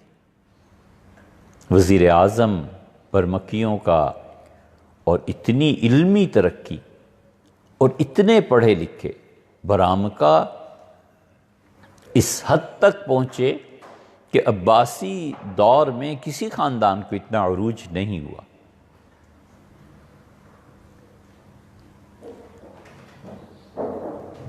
شک جو پڑا نا وہ اس سے کہ طواف کر رہے تھے ہارون رشید، تو انہوں نے کہا لوگوں کے ہجوم کی وجہ سے، یہاں ان کے سانس کی وجہ سے، یہاں پہ کثرت حجر اسود پہ، اس سے فضا میں بو پیدا ہو رہی ہے، تو فضا کو صاف رکھنے کے لیے یہاں پر کیا کیا جائے؟ تو انہوں نے کہا کہ آئندہ سے یہاں پر خوشبو لگایا کریں گے۔ اب تک حجر اسود پہ خوشبو لگاتے ہیں۔ تو برمکیوں میں سے ایک نے کہا کہ بیت اللہ کا دروازہ کھول دیا جائے۔ یہ برمکی پرانے آتش پرست تھے، آگ کی عبادت کرتے تھے، پھر مسلمان ہوئے، اور بیت اللہ کے اندر لکڑیاں جلائی جائیں خوشبودار، اور یہ کہا جائے کہ 24 گھنٹے آگ جلتی رہے گی، اور خوشبودار لکڑی جس کا دھواں خوشبو پیدا کرے، یہ کیا جائے۔ ہارون رشید دماغ بہت اس کا تیز تھا، وہ سوچا، اس نے اس تجویز کو، اور پھر کھٹکا، اس سے دیکھا کہ تم کیا چاہتے ہو۔ وہ پہنچ گیا کہ اچھا، جس آگ کو پوجنے کے بعد تم اسلام میں آئے ہو، اب اس آگ کا طواف کیا جائے، وہ کفر کی حرکتیں نہیں نکلی تمہارے دماغ سے؟ بس اسے شبہ ہو گیا، اس نے کہا یہ اسلام میں ایک نیا دین گویا روشناس کرانا چاہتے ہیں، جہاں آگ کی تعظیم کی جائے، بیت اللہ میں آگ جلتی رہے، بظاہر اس میں دھواں ہے، خوشبو پیدا ہو رہی ہے، لیکن حقیقت یہ ہے کہ اس کا طواف کروایا جا رہا ہے۔ اس نے آہستہ آہستہ انہیں ہٹانا شروع کیا، اور اس دن تو حد ہو گئی جب ان کے قتل عام کا حکم ہوا۔ یہ ہندوستان کی تاریخ آپ پڑھیں نا، یہ بارہا کے سادات جو تھے، یہی حالت ہو گئی تھی ان کی۔ یہ سادات بارہا، ان میں وہ یعنی ان کی نسلیں جو آگے کو اب تک قائم ہیں، یہ پی ٹی آئی کے ہیں نا کراچی کے، علی نہیں، علوی نہیں، علی زیدی، یہ اسی نسل سے، سید سلمان ندوی جو اب موجودہ ہیں، یہ سارے وہی سادات ہیں، ان کے خاندان کا عروج تھا، اور ان کا زوال جو شروع ہوا، یہ اتنے سادات کا خاندان، یہ جس کو دلی میں مغلوں میں چاہتے بادشاہ، جس کو چاہتے اتار لیتے، یہ اتنے بڑے لوگ ہو گئے تھے سادات بارہا۔ اور ان کی جو شامت آئی، سختی آئی، عروج کا یہ حال کہ جتنے یہ مغل، خاص طور پہ آخری یہ اورنگزیب عالمگیر رحمۃ اللہ علیہ، ان کی حفاظت کے لیے جو دستے مقرر ہوتے تھے بادشاہ کے لیے، یہ سادات تھے۔ شاہ جہان کے ہاں سادات کا بڑا اثر تھا۔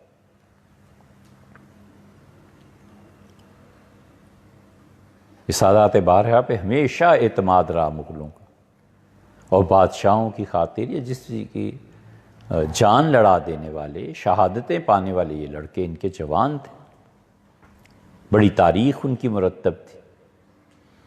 سختی اس دن آئی جس دن اورنگزیب نے سنا کہ ان کے خلاف کوئی مقدمہ ہے سادات کے خلاف، تو انہوں نے کہا کہ میرا کیا اس سے تعلق ہے، قاضی مقرر ہیں، ان کے پاس لے جاؤ۔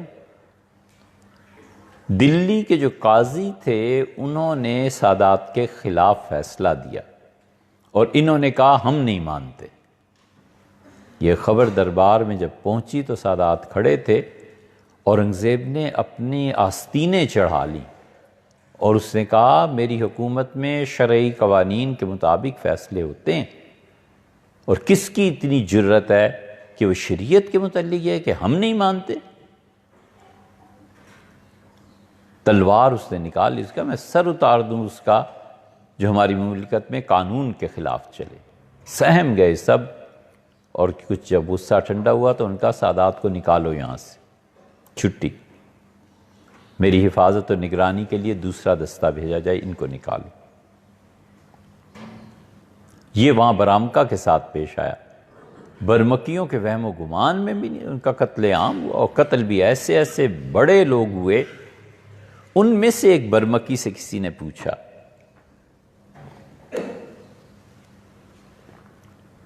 کہ یہ تمہارے ساتھ ہوا کیا؟ آن کی آن میں کل شام تک تو تم ہارون کے اتنے قریبی دوست اور اس کے حرم میں جانے والے اور اس کے بیڈ روم تک گویا رسائی، اور یہ صبح تمہارے رات قتل کا ہوا کیا تمہارے ساتھ؟ اس نے کہا میرے بیٹے، ہم نے اللہ سے غافل ہو کے بہت سر اٹھا لیا تھا، اور ہم نے ظلم کیا، اور ہم بھول گئے ان راتوں کو جن میں مظلوموں کی بد دعائیں اللہ کی طرف سفر کرتی رہیں، اور اللہ انہیں نہیں بھولا، کہ بس یہ ہوا، ہم اللہ کو بھول گئے، اور اللہ ان مظلوموں کو نہیں بھولا جن کی بد دعائیں ہمیں لے ڈوبی۔ ہوتا یہی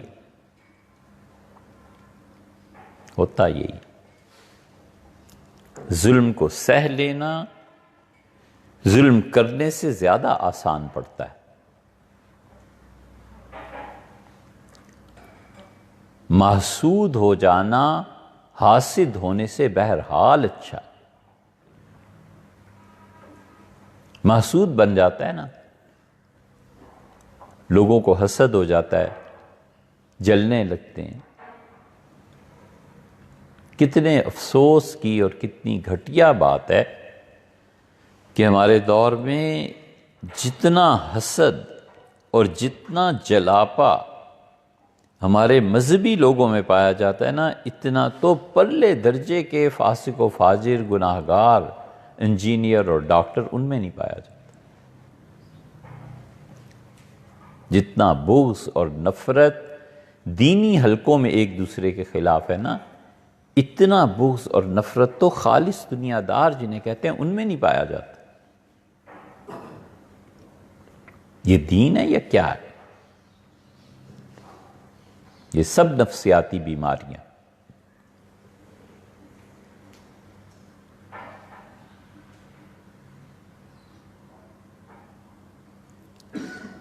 اس لیے ایک وہ ہے جس سے حسد ہو اور ایک وہ ہے جس سے کیا جائے۔ یہ جس سے بھی حسد کیا جاتا ہے، یہ زندگی میں برداشت کرنا ہوتا ہے نا، کہ خاندان والے حسد کرنے لگے، فیملی میں کچھ ایسے شرپسند لوگ آ گئے، فیلڈ میں کچھ لوگ ایسے مل گئے۔ ہمیشہ یاد رکھنا چاہیے کہ حسد اسی سے کیا جاتا ہے جس پہ اللہ کا کوئی انعام ہوتا ہے، اس انعام کو دیکھ کے ہی تو جلنا ہوتا ہے۔ تو یہ محسود جس سے جلا جاتا ہے، اس کا مطلب ہے اللہ کا انعام اس پہ کچھ ہے جو لوگوں کی نظروں میں کھٹکتا ہے۔ تو اب کیا کہے؟ اللہ سے دعا کرنا شروع کر دے کہ اللہ اپنی اس نعمت کو چھین لے۔ میں گورا ہوں تو کالا ہو جاؤں، لمبا قد ہے تو لوگ چاہتے ہیں پاؤں میرے کٹ جائیں تو پاؤں کو کاٹ دے۔ کیا کرے؟ اس کا حل یہ ہے کہ برداشت کرے کہ اللہ تو اپنا فضل، اپنے انعامات جاری رکھ، لوگ جانیں، ان کے کام جانیں، تیرے فضل سے میں محروم نہ ہو جاؤں۔ محسود ہونا خود اللہ کے انعامات کے مورد اور اللہ کے انعامات کا ٹھکانہ، یہ اس کی دلیل ہے کہ اس پہ خدا کا کوئی انعام ہے تو ہی تو لوگ چل رہے ہیں۔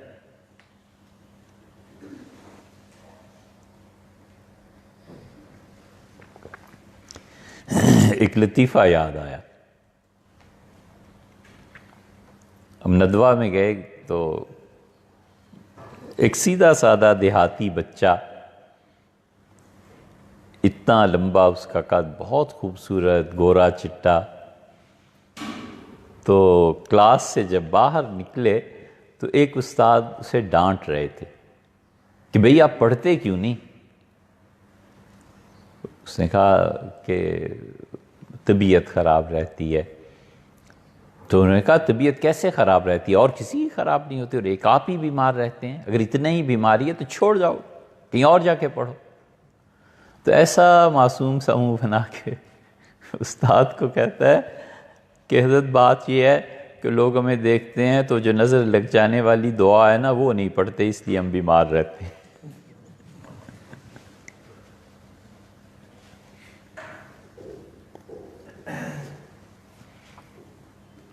سمجھے کہ مطلب میں اتنا خوبصورت ہوں کہ مجھے نظر لگ جاتی ہے، اس کی وجہ سے بیمار پڑ جاتا ہوں، لوگ دعا نہیں مانگتے میرے۔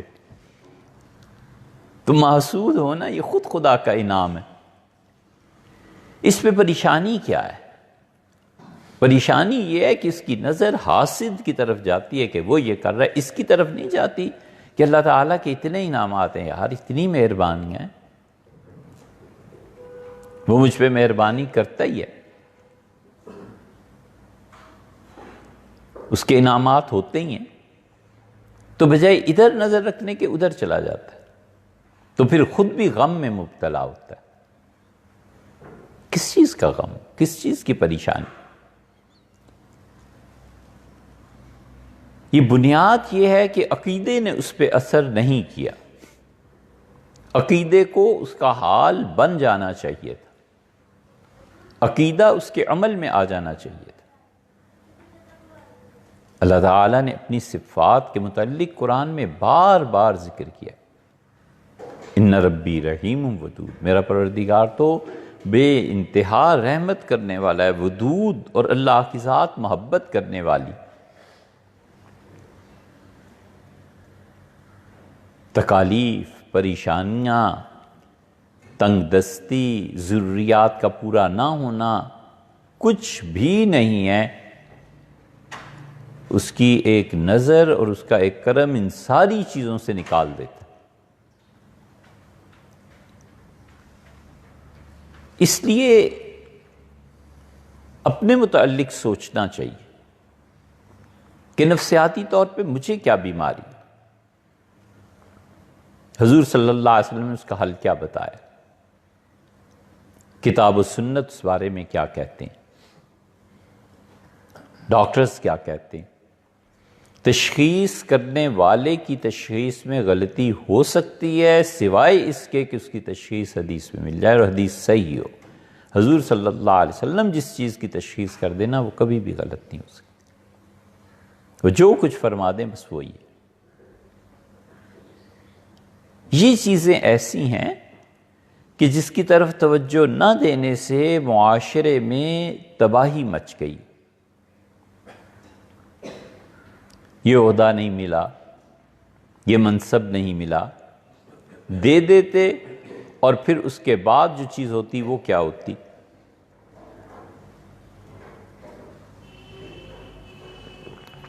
مثنوی میں مولانا روم نے ایک جگہ اس پہ بحث کی ہے کہ فرعون کیسے بنا،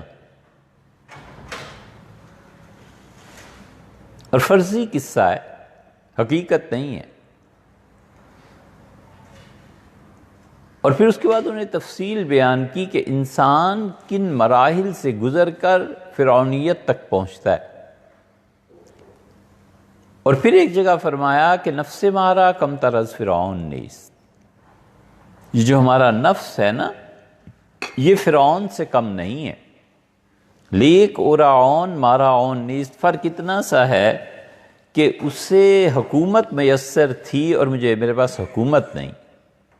اگر حکومت میرے پاس آتی تو میں کوئی فرعون سے کم بدتر آدمی ہوتا، میں بھی وہی کچھ کرتا جو فرعون کرتا رہا. حق کی مخالفت، سچائی کی مخالفت، خوشامد، جو ہر فیصلے کو اس طرح سے کرے کہ اگر کوئی اسے چیلنج کرے گا ختم کر دیں گے، مار دیں گے. اور نہیں جانتے کہ ان جملوں کا انجام کتنا برا ہے. اللہ نے فرمایا کہ ہمارے فرشتے اسے جہنم میں پھینکیں گے اور کہیں گے کہ یہ خون اور پیپ جو لوگوں کا بہہ کے آ رہا ہے نا اس کو پی، ذق، اسے چکھ، انک انت العزیز الکریم. تمہارا دعویٰ تھا دنیا میں اپنے متعلق کہ تم بالکل چھا گئے ہو، غالب ہو، اور عزت صرف تمہاری ہی ہے.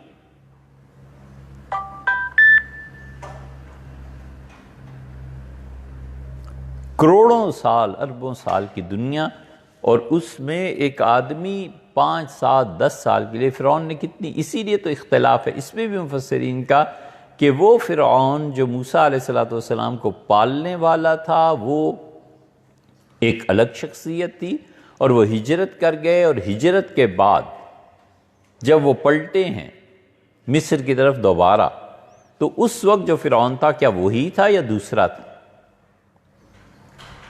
زندگی کتنی رہی؟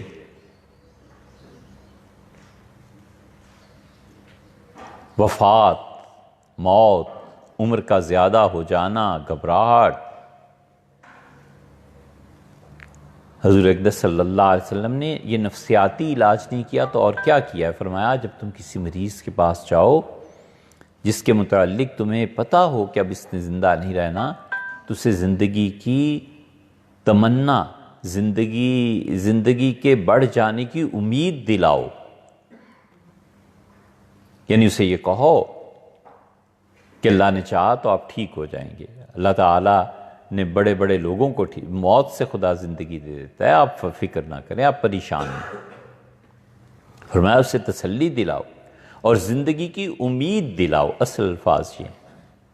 اور آپ فرمایا ہونا وہی ہے جو اللہ نے چاہا، ہوگا تو وہی، مرنا تو اس نے ہے ہی.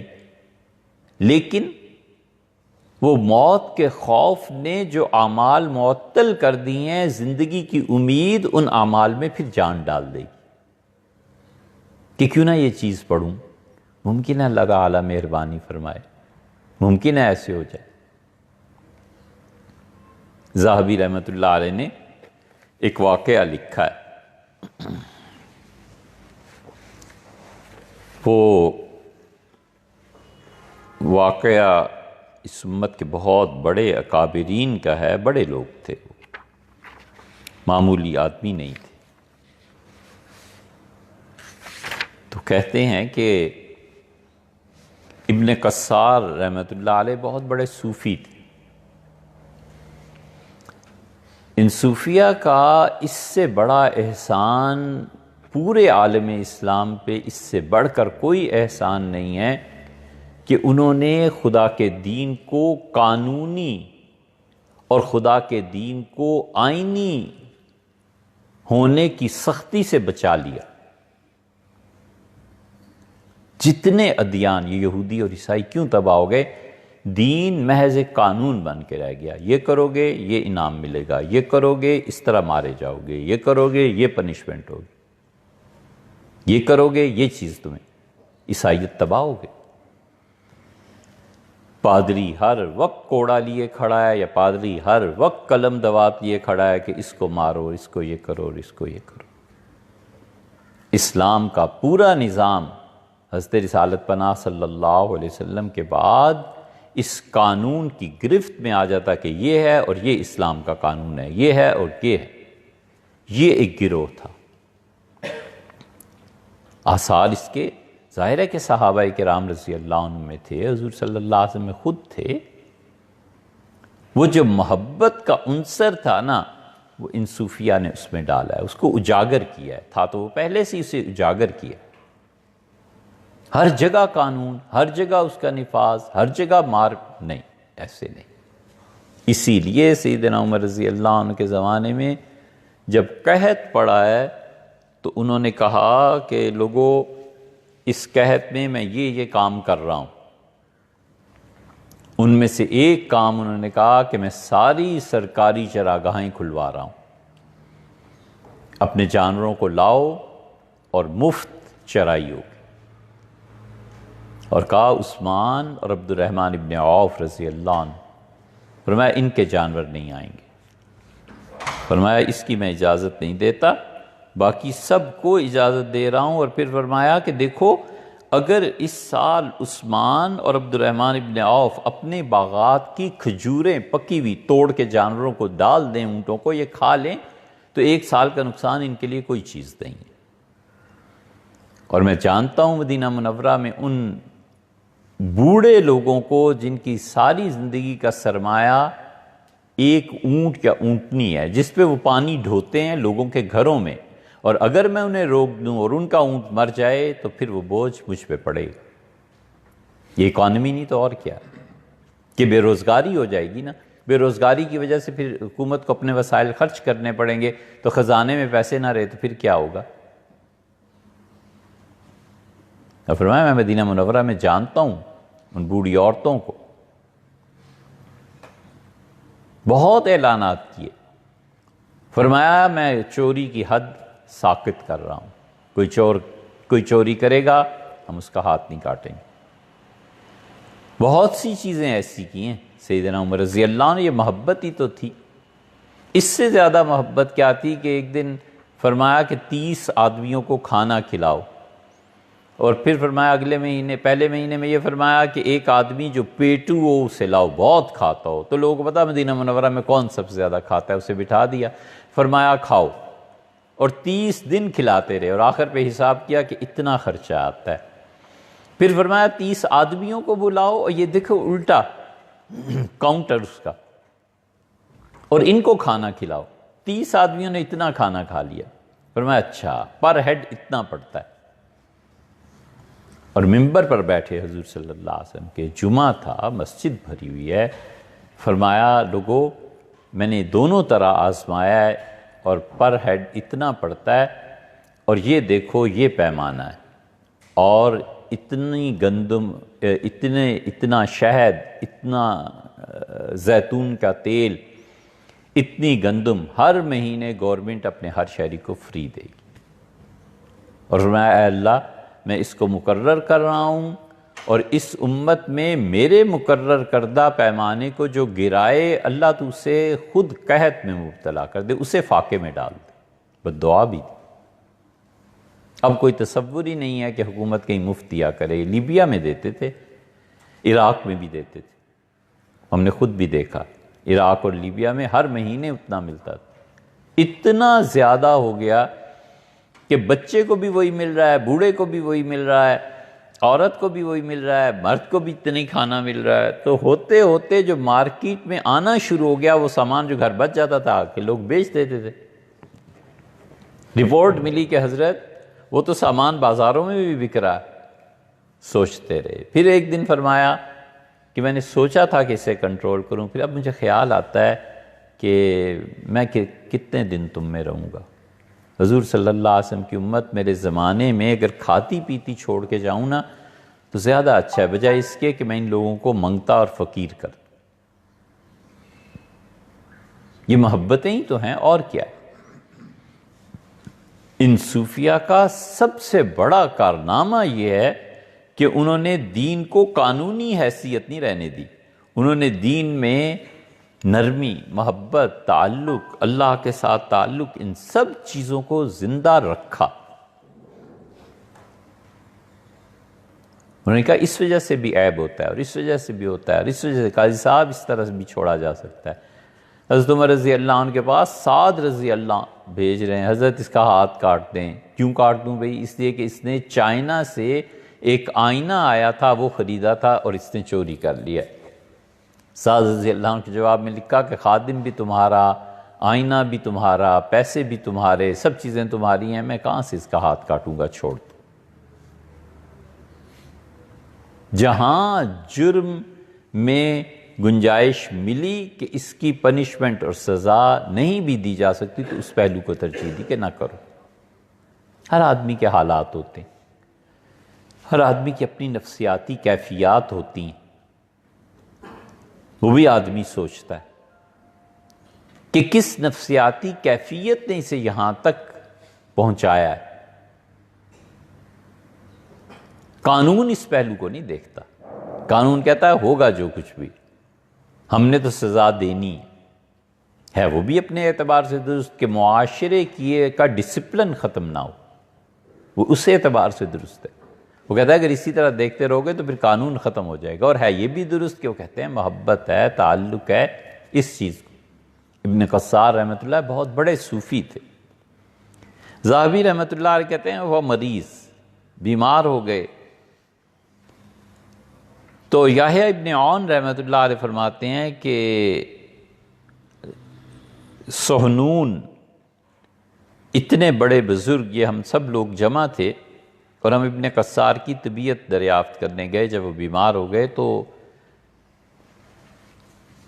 عرض کیا گیا کہ ما ھذا القلق، یہ قلق کس بات کا، یہ پریشانی کس بات کی؟ تو کہا انہوں نے کہ الموت والقدوم علی اللہ، دو چیزیں پریشان کر رہی ہیں، ایک تو موت آ رہی ہے، اعمال کا سلسلہ ختم ہو جائے گا، والقدوم علی اللہ، اور دوسرے اللہ کے سامنے پیش ہونا ہے۔ تو سہنون جو تھے انہوں نے کہا کہ حضرت آپ سے میں کچھ بات پوچھوں؟ اور پھر کہا کہ الست مصدقا بالرسل، کیا آپ نے زندگی اس طرح نہیں گزاری کہ اب تمام رسولوں کی علیہ الصلوۃ والسلام تصدیق کرتے رہے، والبعث والحساب، اور آپ اس یقین پہ زندہ رہے کہ مر کے جواب دینا ہے اور حساب و کتاب ہونا ہے، والجنت والنار، اور جنت اور جہنم یہ برحق ہے، زندگی اس پہ نہیں گزاری؟ تو انہوں نے کہا یہ سب سچ ہے، حقیقت یہ ہے کہ رسول کی تصدیق کے بعد سب چیزیں ختم ہو جانی چاہیے۔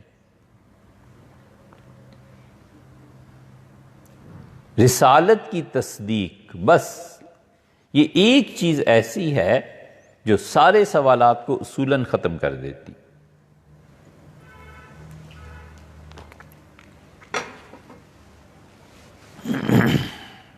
معتزلہ قدیم میں اور جدید لوگوں میں سر سید، ان کا پورا مکتبہ فکر، بہت لوگوں کی شکایت آ رہی ہے کہ سر سید کے خلاف ہم نے کچھ بات کی تھی۔ دو صورتیں ہو سکتی ہیں، جتنے آپ اعتراضات کرنے والے ہیں سر آنکھوں پہ، بھیا ان کی کتابیں پڑھو، صرف ایک چیز پڑھ لو، کلیات سر سید، بس وہ جو 2 جلدیں اس کے بعد ہیں ان کے خطوط کی وہ بھی چھوڑ دو، صرف ایک کتاب کلیات سر سید۔ اردو ادب ترقی بورڈ وغیرہ یہ جو ہیں لاہور کے، انہوں نے چھاپی ہے۔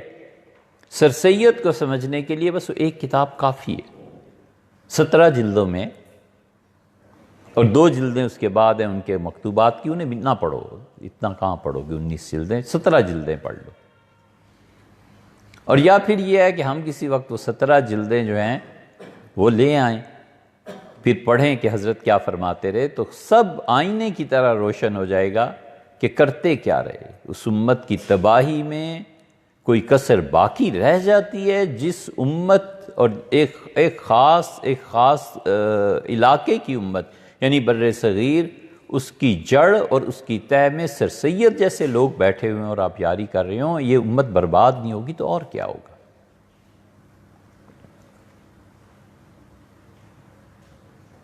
پڑھو خود اور خود ہی فیصلہ کر لینا۔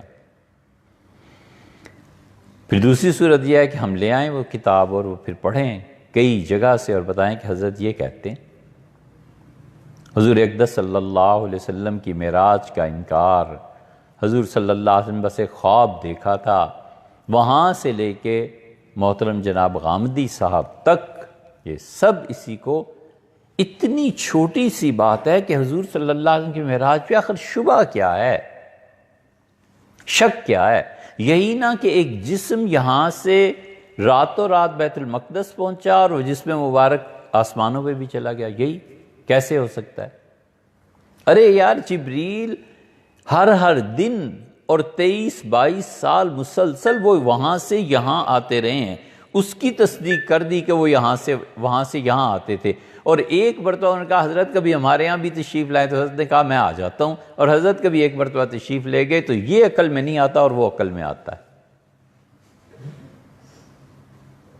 حالانکہ زیادہ مشکل وہ ہے کہ جبریل کو ماننا، پھر ان کا آنا، پھر کئی مرتبہ آنا، پھر وحی لانا، وہ زیادہ مشکل ہے، اسے مان لیا۔ اور ادھر حضور صلی اللہ علیہ وسلم کا ایک مرتبہ یہاں سے جبریل امین کا کہنا کہ حضرت آئیے آپ کو اپنا گھر دکھاتا ہوں، آپ کبھی میرے ہاں بھی تشریف لائیں، آتا رہتا ہوں میں، تو آپ بھی تو کبھی آئیں، محبت ہے، تعلق ہے، اور اس سے بھی بڑھ کے کہ آج آپ کو بلایا ہے، سرکار کہتے ہیں آپ یہاں آئیں، ہم آپ کو دکھاتے ہیں اپنی نشانیاں، یہ نہیں اترتا حلق سے اور وہ اتر جاتا ہے۔ اتنی سی بات، رسالت کی تصدیق کے بعد کوئی چیز ایسی نہیں رہتی جس کے متعلق یہ کہا جائے کہ یہ انہونی ہے، یہ نہیں، کیوں نہیں بھئی؟ رسالت کی تصدیق اصل ہے۔ زیادہ سے زیادہ یہ رہ جاتا ہے کہ جو خبر آئی ہے وہ سچی ہے کہ جھوٹی ہے، کر لیتا ہے کہ اتنے بڑے اور اکابر صحابہ کرام رضی اللہ عنہم، کیا وہ معاذ اللہ کسی جھوٹ پہ جمع ہو گئے تھے؟ تو انہوں نے کہا حضرت آپ قیامت، حساب کتاب، جنت جہنم پہ ایمان نہیں رکھتے، وَأَنَّ أَفْضَلَ هَذِهِ الْأُمَّةَ أَبُو بکر، اور آپ کیا اس عقیدے کے تحت نہیں رہے کہ اس امت میں سب سے اچھے فرد ابو بکر رضی اللہ عنہ تھے؟ یہ انہوں نے رد کیا ان پہ گویا جو سیدنا علی رضی اللہ عنہ کو سب سے افضل مانتے تھے، اور جن کا عقیدہ اب بھی یہ ہے کہ امیر المومنین سیدنا علی رضی اللہ عنہ جیسا کوئی انسان نہیں تھا، حضور اقدس صلی اللہ علیہ وسلم کے بعد سب سے زیادہ افضل وہی تھے۔ اور اس کے مقابلے میں اہل السنہ کا عقیدہ یہ ہے کہ حضرت رسالت مآب صلی اللہ علیہ وسلم کے بعد اس امت میں سب سے زیادہ قابل احترام اور بڑی ہستی حضرت ابوبکر رضی اللہ عنہ کی تھی۔ تو انہوں نے پوچھا وَأَنَّ أَفْضَلَ هَذِهِ الْأُمَّةِ أَبُو بَكْرَ ثُمَّ عُمَرَ، کہ کیا امت میں سب سے اچھے ابو بکر اور پھر ان کے بعد عمر رضی اللہ عنہ نہیں تھے؟ وَالْقُرْآنَ کلام اللہ غیر مخلوق، اور قرآن اللہ کی کتاب اس کا کلام ہے، وہ مخلوق نہیں ہے۔ اصل بحث یہ چھڑ گئی تھی کہ اللہ کی صفات کیا ہیں، اور اللہ تعالیٰ کی صفات، ایک تو اللہ ذات ہے اور ایک اس کی صفات ہیں، رحمان ہے، رحیم ہے، قہار ہے، غفار ہے، وغیرہ وغیرہ۔ اللہ کی یہ صفات اس کی ذات کا حصہ ہیں یا اس سے جدا ہے؟ خدا کی صفات تین طرح کی ہیں۔ ایک اللہ کی صفات وہ ہیں جو خالصتاً اس کی ذات سے تعلق رکھتی ہیں، اس کا ضد ان صفات کا الٹا پلٹا دینا اسے نہیں ہو سکتا کبھی بھی، وہ 8 ہیں۔ مثلا علم ہے، اب علم کو بالکل پلٹے تو جہالت ہے، جاہل خدا نہیں ہوا کرتا۔ حیات ہے، زندگی، تو مردہ کبھی خدا ہوگا؟ ایک قدرت ہے، اور قدرت کو پلٹے تو فالج ہے کہ مفلوج کوئی کام نہیں نہ کر سکتا، تو اللہ مفلوج تو نہیں ہو سکتا معاذ اللہ۔ تو اسے علم، حیات، قدرت، سمع، بصر، کلام، ارادہ اور تکوین، یہ 8 صفات اللہ کی ہیں جن پہ ایمان لانا ضروری ہے، کہ ان میں سے کسی بھی چیز کا برعکس اور پلٹاؤ خدا کے لیے نہیں ہے۔ اللہ اس سے بری ہے، اللہ اس سے بلند و بالا ہے، اللہ کی ذات ان معائب سے مبرہ ہے۔ دوسری صفات خدا کی وہ ہوتی ہیں جس کا تعلق مخلوق سے ہوتا ہے۔ مثلا اللہ بخشتا ہے، غفار ہے، تو ہمیشہ ہی غفار ہے، لیکن جب انسان نہیں تھے، جنات نہیں تھے، تو پھر کس بات کا؟ وہ بخشنے کی جو صفت تھی اللہ تعالیٰ کی انسانوں اور جنات کے گناہ معاف کرنے کی، تو جب یہی مخلوق نہیں تھی، کائنات ہی نہیں تھی، تو اللہ تعالیٰ کی وہ صفت اس طرح سے اپنے اثرات اس کے نہیں تھے۔ رزاق ہے، مخلوق ہوگی تو رزق ہوگا نا، مخلوق ہی کوئی نہیں تو رزق کس کے لیے؟ اور تیسری اللہ کی صفات جو سب سے مشکل ہیں، جب آدمی کتاب و سنت کو پڑھتا ہے، اللہ تعالیٰ نے فرمایا کہ ید اللہ فوق ایدیہم، اللہ کا ہاتھ لوگوں کے ہاتھ کے اوپر ہے، صحابہ کرام رضی اللہ عنہ کے اوپر ہے۔ فَإِنَّكَ بِأَعْيُنِنَا، آپ ہماری آنکھوں کے سامنے ہیں۔ اب ظاہر ہے کہ اللہ کی آنکھیں، اللہ کا ہاتھ، یہاں پہنچ کر امت کے 2 مسلک بن گئے۔ سب سے اچھا تو یہ رہا جنہوں نے کہا کہ اللہ نے جو کچھ فرما دیا اپنے ہاتھوں کے متعلق، پنڈلی کے متعلق، آنکھوں کے متعلق، جیسا ہے ہم ویسے ہی ایمان لائے، اور بس چھٹی، ان کا ہم اس پہ بات ہی نہیں کرتے، اللہ نے جیسا بیان کر دیا ویسے ہی۔ یہ مانتے ہیں کہ اللہ کی آنکھیں مخلوق جیسی نہیں، اور اللہ کا ہاتھ لوگوں جیسا نہیں، لیکن جو بیان ہو گیا ہے کتاب و سنت میں بس کافی، ہمیں اس بحث میں پڑھنا ہی نہیں۔ سب سے آسان طریقہ اور سب سے اچھا اسلاف کا یہی رہا۔ اور دوسرا یہ ہے اہل السنہ میں سے ہی کہ وہ کہتے ہیں ہاتھ سے مراد قدرت ہے، جیسے کہتے ہیں کہ شہر فوج کے ہاتھ میں آ گیا، ملک فوج کے ہاتھ میں آ گیا، تو فوج سے مراد قدرت، طاقت، ایک ادارہ جس کے انڈر وہ آ گیا، اور اس ادارے میں اصل طاقت، جیسے میرا بچہ میری نظروں کے سامنے، یعنی میری حفاظت میں، ان ساری خدا کی تینوں قسم کی صفات کے متعلق انہوں نے کہا کہ اللہ کی یہ صفات مخلوق نہیں ہیں، یعنی لوگوں جیسی نہیں ہے۔ یہ عیسائیت کا وہ فتنہ تھا جو اسلام میں داخل ہوا، پھر اوپر سے مامون الرشید نے پڑھ لیا فلسفہ، اور وہ ہو گیا معتزلی، اور وہ جھگڑا اٹھا جس کے متعلق امام احمد بن حنبل رحمۃ اللہ کے متعلق آتا ہے کہ اللہ کی قرآن مخلوق ہے یا نہیں۔ پھر انہوں نے کہا حضرت وَأَنَّ اللَّهَ يُرَى يَوْمَ الْقِيَامَةِ، کیا آپ کا اس پہ ایمان نہیں ہے کہ قیامت کے دن اللہ تعالیٰ کی رؤیت ہوگی، اللہ کو دیکھیں گے؟ معرکۃ الآراء مسئلہ رہا ہے کہ اللہ تعالیٰ کی زیارت ہوگی یا نہیں ہوگی۔ اہل السنہ ہمیشہ اس کے قائل رہے کہ اللہ کی زیارت ہوگی، اللہ تعالیٰ کو دیکھیں گے۔ عقائد کے باب میں یہ ایک مسئلہ رہ گیا ہے، ہمیں اس پہ کبھی انشاءاللہ تفصیل سے بات کرنی ہے۔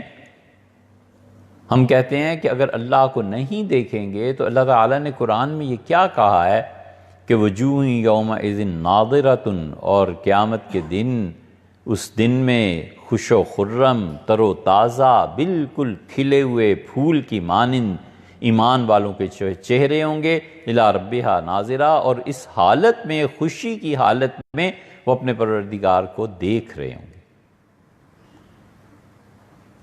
اور اللہ نے یہ کیوں کہا ہے کافروں کے متعلق کہ کلا انہم عن ربہم یومئذ لمحجوبون، اور یاد رکھو قیامت میں کافروں کو سزا یہ دی جائے گی کہ وہ پردے میں ہوں گے۔ تو پردہ خدا کے اور ان کے درمیان ہے، اور اگر اللہ دکھائی ہی نہیں دے گا تو کافروں کے لیے کیا سزا اور ایمان والوں کے لیے کیا سزا، دونوں ہی محروم ہیں، پھر سزا کس بات کی ہوئی؟ اس لیے یہ عقیدے کا فرق یہاں پہنچ گیا اہل تشیع میں اور ہم میں۔ اہل تشیع بالکل قائل نہیں ہے اس کے، وہ کہتے ہیں خدا کی زیارت ہوگی ہی نہیں، نہ اس دنیا میں نہ اس دنیا میں۔ ہم کہتے ہیں اس دنیا میں نہیں ہوگی، اس میں ہوگی۔ اور اہل تشیع جادو کے قائل نہیں، وہ کہتے ہیں جادو ہوتا ہی نہیں، کبھی بھی نہیں ہوتا، نظر بندی ہو جائے، کچھ اور ہو جائے، جادو کبھی نہیں ہوتا۔ ہم جادو کے قائل ہیں کہ جادو ہوتا ہے، چلتا ہے۔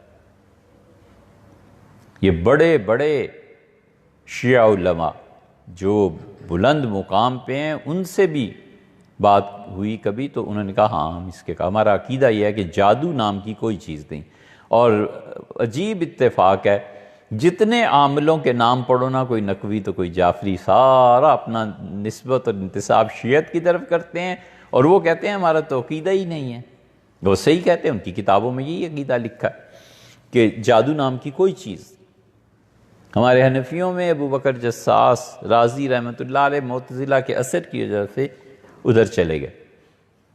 خیر وہ ایک علمی بحث ہے۔ انہوں نے کہا حضرت کیا آپ یہ عقیدہ نہیں رکھتے کہ قیامت میں اللہ کو دیکھا جائے گا؟ یہ اب عقیدے کی دوسری سطح پہ آئے ہیں۔ پہلی سطح تو اسلام اور کفر کی ہے۔ مثلا کوئی رسولوں کا نہ مانے، قیامت کو نہ مانے، جنت اور جہنم کو نہ مانے علیہ الصلوۃ والسلام، تو وہ آدمی تو گیا ایمان سے ہی۔ اب دوسرے درجے میں آئے کہ حضرت ابوبکر رضی اللہ عنہ سب سے اچھے ہیں اس امت میں، اور پھر ان کے بعد عمر رضی اللہ عنہ ہے۔ تو اگر کوئی اس کو نہیں مانتا تو کافر تو نہیں نہ ہو جاتا، مسلمان بہرحال رہے گا۔ پھر انہوں نے کہا کہ حضرت اللہ تعالیٰ کی رؤیت قیامت میں ہوگی، تو اگر کوئی نہیں مانتا اور اس کی تعویل اور توجیہ کرتا ہے تو اس بنیاد پر ہم اسے کافر نہیں کہہ سکتے، فاسق کہیں گے۔ وَأَنَّهُ عَلَى الْعَرْشِ اسْتَوَىٰ، اور اللہ تعالیٰ کی ذات عرش کی طرف متوجہ ہوئی۔ اللہ نے عرش کو بنایا، بہت عظیم مخلوق ہے خدا کی، اور ہے زندہ، اس میں زندگی ہے عرش میں، بہت بڑی مخلوق ہے۔ اسی لیے رسول اللہ صلی اللہ علیہ وسلم نے رزق کے معاملے میں جب بات کی تو عرش کی مثال دی۔ حضور صلی اللہ علیہ وسلم خرچ کر رہے تھے، پھر خرچ کرتے رہے، پھر کرتے رہے، تو ایک صحابی رضی اللہ عنہ نے عرض کیا کہ اللہ کے رسول آپ یہ سارا پیسہ خرچ کر رہے ہیں اور بچا کے کچھ نہیں رکھا جا رہا، تو یہ ہوگا کیا؟ تو حضور صلی اللہ علیہ وسلم نے ایک طرح سے اس بات کا برا منایا۔ تو حضرت بلال رضی اللہ عنہ نے عرض کیا، ان کا اللہ کے رسول خرچ کیجئے، بہت خرچ کیجئے۔ تو رسول اللہ صلی اللہ علیہ وسلم دونوں ہاتھوں سے چیزیں اٹھا کے حضرت بلال رضی اللہ عنہ نے فرمایا بلال خرچ کر اور خرچ کر، انفق، بلال خرچ کرتا رہے۔ وَلَا تَخَفْ مِنْ ذِي الْعَرْشِ اقْلَالًا، اور جو جس نے عرش جیسی چیز پیدا کی ہے اس سے قلت کا کیا خوف ہے، اس سے کیا ڈر ہے کہ کل نہیں دے گا، کر دے۔ اسی لیے رسول اللہ صلی اللہ علیہ وسلم کے متعلق یہ آتا ہے کہ فرمایا کسی کو کہ تمہیں پتہ نہیں ہے میں صرف وہ پیسہ بچا کے رکھتا ہوں، ارصدہ الدین، جس میں مجھے قرض ادا کرنا ہے کل کو، باقی میں نے کبھی کوئی چیز نہیں رکھی۔ عصر کی نماز کے لیے تشریف لائے اور پلٹے، نماز بعض روایات میں آتا ہے نہیں، پھر آئے اور پھر نماز پڑھائی۔ عرض کیا گیا اللہ کے رسول اتنی جلدی کس چیز کی تھی؟ فرمایا مجھے خیال آیا، میں جب نماز پڑھانے کے لیے تو مجھے خیال آیا گھر میں کچھ چاندی پڑی ہوئی ہے، اور میں گیا اور میں نے کہا عائشہ اسے خرچ کرو، یہ گھر میں رہ گئی اور مجھے کچھ ہو گیا تو اللہ مجھ سے پوچھے گا کہ وہ اتنا جو گھر میں مال رکھا تھا چاندی، تو آپ کس حال میں میرے سامنے آئے، میں کیا جواب دوں؟ انسان کو یا جان عزیز ہوتی ہے یا مال عزیز ہوتا ہے۔ آدمی دیکھے کتنی چیزیں میری ضروریات زندگی سے زائد ہیں، 10 جوڑے کپڑے ہیں، 20 جوڑے کپڑے ہیں، 30 لٹکے ہوئے ہیں، نابینا پن ہے، نظر نہیں آتا کہ اس معاشرے میں کتنے ہی ایسے ہیں جو روزانہ ایک ہی جوڑا پہن کے آتے ہیں، پھر اسے دھوتے ہیں، پھر اسے کچھ کرتے ہیں، تو کیوں نہیں اپنے لیے 3-4 جوڑے رکھ لیے اور باقی سب خدا کی راہ میں دے دے کہ لوگوں یہ تمہارے کام کے ہیں یار، اسے پہن۔ 2 اور 3 گاڑیاں رکھی ہوئی ہیں ایک فرد نے، کس مقصد کو؟ اسے نہیں خیال آتا کہ اسے بیچے اور لوگوں کی تعلیم پہ، لوگوں کے علم پہ خرچ کرے۔ کچھ نہیں ہو سکتا جب تک کہ بنیادی تعلیم میں تبدیلی نہ آئے، کچھ نہیں ہو سکتا۔ پچھلے 300 سال سے، 10-20 سال کی بات نہیں، 300 سال سے مسلمان قائدین اور مخلص بھی، یہ نہیں ہے کہ ان کی نیتیں خراب ہیں، بڑے مخلص، وہ کوشش میں لگے ہوئے ہیں کہ اس امت کا ٹریک بدل جائے، کسی طرح تبدیلی آ جائے۔ تبدیلی کیسے آ جائے؟ یتیم خانے کھول دو۔ تبدیلی کیسے آ جائے؟ مفت کھانا کھلاؤ۔ تبدیلی کیسے آ جائے؟ ہاسپٹلز بناؤ۔ تبدیلی کیسے آ جائے؟ اقتدار پہ قبضہ کر کے پھر اس ریاست کو بدلو۔ یہ سب مخلصین بھی، ان کی نیت پہ کوئی شبہ نہیں، بڑے بڑے اچھے، بڑے بڑے نیک لوگ اس سلسلے میں کہ حالت بدلے، اور ہم جیسے نالائق کہتے ہیں قطعاً حالت نہیں بدل سکتی۔ آپ اس امت کے ایک ایک فرد کو اتنے وسیع رقبے دے دیں کہ وہ 7 پشتوں تک کسی سے نہ مانگے، اور سونے سے ان کا گھر بھر دیں تو بھی کچھ نہیں ہو سکتا جب تک تعلیم نہ بدلے۔ سیدھی سی بات ہے 2 لفظوں کی، تعلیم بدلے گی، معاشرہ بدلے گا۔ 200 سال تو بچے پڑھیں نا، نسل در نسل، 4-5 نسلیں، 6 نسلیں پڑھیں، تب جا کر پتہ چلے کہ یورپ امریکہ ہے کیا چیز، تب جا کر پتہ چلے کہ علم کی کس سطح پر وہ کھڑے ہیں، ان کے شعور کی سطح جو ان کی تعلیم نے بلند کی ہے وہ بہت بعد کی بات ہے۔ جتنا پیسہ خرچ کرنا ہے اسپتال پہ تاکہ جسم بچے، ہم کہتے ہیں اس جسم کا کیا، مرنے دو یار، اس کو روح بچاؤ۔ اگر قوم کو زندہ رکھنا ہے تو روح بچاؤ، جسم مر جائیں گے، پہلے بھی 300 سال مرتے ہی رہے ہیں نا، بغیر دوائیوں کے رہے ہیں، تو مر جائیں گے کچھ اور، ایسا مسئلہ نہیں، مگر روح نہیں بچی، ہو نہیں سکتا۔ بچپن میں اگر اسے اخلاقیات کا پتہ ہوگا، سچ اور جھوٹ کا پتہ ہوگا، اچھائی اور برائی کی تمیز ہوگی، اسے پتہ ہوگا کہ کیا چیز دیکھنے کی، کیا نہ دیکھنے کی، اللہ کا خوف، خدا کی اطاعت، یہ سب چیزیں تعلیم اور شعور سے ہی آئیں گی نا۔ جب اسے تعلیم ہی کسی چیز کی نہیں ملی تو وہ بیچارہ کیا کرے؟ اسے کسی نے نہیں پڑھایا کہ تقدیر کیا ہے، اسے کسی نے نہیں پڑھایا کہ شر اور خیر کیا ہے، اسے کسی نے نہیں پڑھایا کہ جبر اور پابندی دونوں میں فرق کیا ہے۔ جبر جب قدرت کی طرف سے، اللہ کی طرف سے آتا ہے تو سوائے تسلیم کے کوئی چارہ نہیں، اور جبر جب انسانوں کی طرف سے آتا ہے تو اس کے خلاف اٹھنا ہے، بغاوت کرنی ہے، اس کے خلاف بولنا ہے، اس کو تسلیم کرنا ظلم ہے، اور پابندی اچھی ہے۔ اب کون ٹیچر سمجھائے کہ بیٹے 3 چیزیں، جبر اللہ کی طرف سے، زلزلہ آ گیا، جبر اللہ کی طرف سے، ماں باپ میں سے کوئی، جبر اللہ کی طرف سے بجلی گر پڑی، جبر خدا کی طرف سے مسلسل محنت اور جواب میں مسلسل ناکامی، یہ سب جبر ہے خداوند کریم کا، اور اس کے نتائج دیکھنے کے لیے کچھ مدت آپ کو چاہیے۔ یہ نہیں ہو سکتا کہ رات آپ بیج بو آئے تھے اور صبح درخت بن گیا، پیڑ بن گیا۔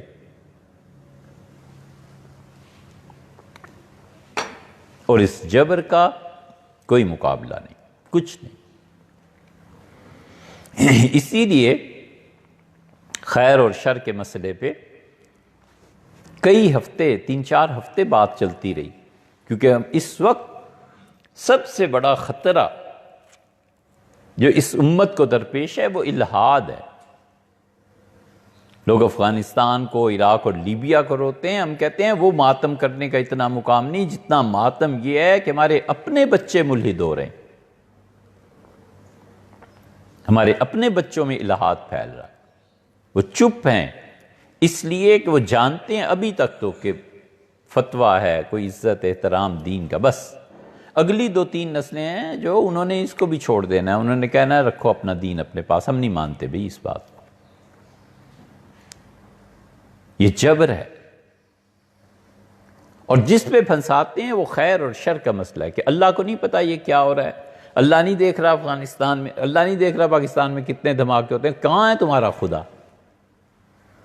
خیر اور شر کے مسئلے میں الجھاتے ہیں۔ اسی لیے خیر اور شر پہ اتنی گفتگو کی تھی تاکہ شاطبی، ابن عربی، رومی، سنائی، فرید الدین عطار، علامہ اقبال، ان سب کا جو فلسفہ تھا وہ بیان کیا تھا، تاکہ اگر کوئی اسے سنے تو اسے پتہ چلے کہ جبر قدرت کا، اور دوسرا جبر ہے لوگوں کا۔ یہ جو جبر لوگوں کی طرف سے ہوتا ہے، حکمرانوں کی طرف سے، اس کے خلاف اٹھے، جبر کرتے ہیں کہ اس معاشرے میں پردہ نہیں رہے گا، اٹھنا چاہیے، کیوں نہیں رہے گا؟ تمہارا ایک نظریہ، ہمارا بھی ایک نظریہ، جبر سے مسلط کر رہے ہو کہ دین کی اقدار کو توڑا جائے۔ کیوں توڑا جائے بھئی؟ ہماری ایک سوسائٹی ہے، ایک تہذیب ہے، ایک طریقہ ہے، ہم نے اس سوسائٹی میں زندہ رہنا ہے۔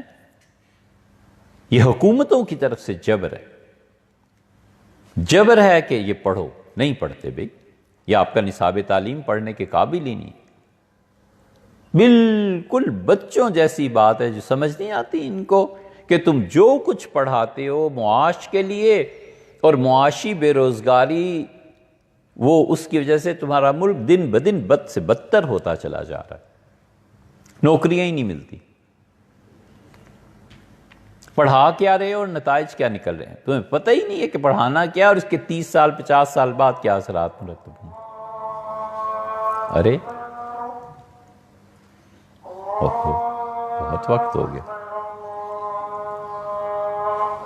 اللہ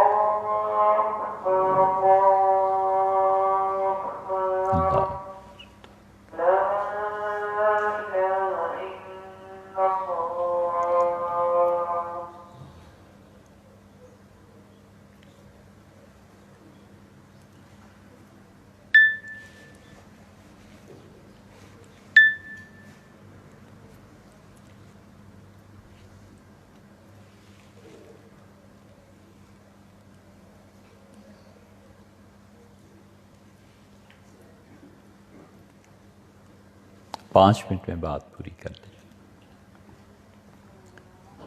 تو یہ جو جبر، اس کے خلاف اٹھنا ضروری ہے کہ بھئی یہ کیوں پڑھیں، آپ کا نصاب کیوں؟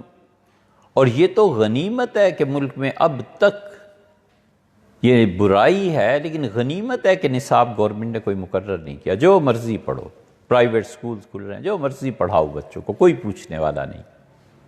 اگر اس موقع سے فائدہ نہ اٹھایا جائے اور کبھی کوئی ایسے عقل مند مزید آ جائیں کہ وہ ایک نصاب متعین کر دیں قوم کے لیے، وہ عذاب ہے۔ اس سے پہلے لوگوں کو چاہیے کہ نصاب تعلیم مقرر کریں، ایک کمیٹی جو ہمیشہ اسے بدلتی رہے، دنیا میں نئی سے نئی تبدیلیاں، نصاب میں نئی سے نئی تبدیلی۔ کبھی بھی نہیں ہو سکتا۔ 300 سال سے یہ جو چاہتے ہیں نا کہ کوئی شارٹ کٹ مل جائے، راتوں رات تبدیل ہو جائے، نہیں ہو سکتا۔ یہ دوسرا جبر ہے۔ جب حکومتوں کی طرف سے جبر ہوتا ہے، اس کا جواب ضروری ہو جاتا ہے۔ اور تیسری چیز ہے پابندی۔ پابندی اچھی ہے۔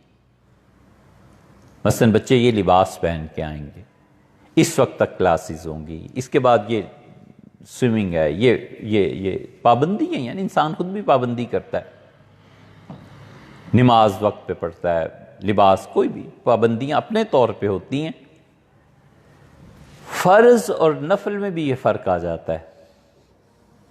فرض اپنی خوشی سے پورا کرنا تھوڑا سا جبر، احساس رہتا ہے جبر کا، کون اب رمضان آ گیا روزے رکھیں، یار اب حج پہ جانا پڑے گا، پیسے آ گئے، نماز پڑھنی ہے، صبح اٹھنا ہے۔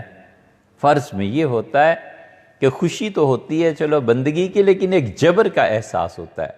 اور نفل میں خوشی بھی ہوتی ہے اور خود اختیاری بھی ہوتی ہے، پڑھو پڑھو نہ پڑھو نہ پڑھو، جو اختیار کی ایک چیز ہے نا انسان کو ملتی، اس پہ خوش ہوتا ہے، خدا بھی اس پہ خوش ہوتا ہے کہ اپنے اختیار کو میرے سامنے سرنڈر کر دیا کہ نہیں جی پڑھنا ہے۔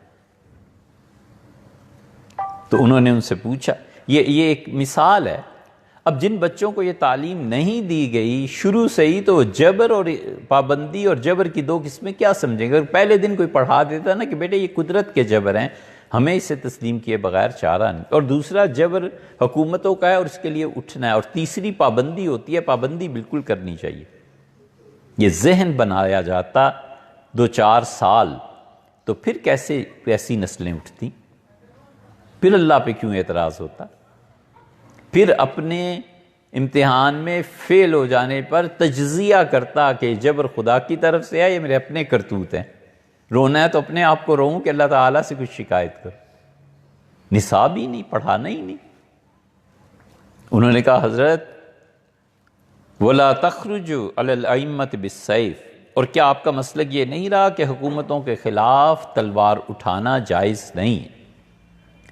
تمام اہل حدیث کا مسلک یہی ہے، وہ کہتے ہیں حکومت کے خلاف بغاوت جائز نہیں۔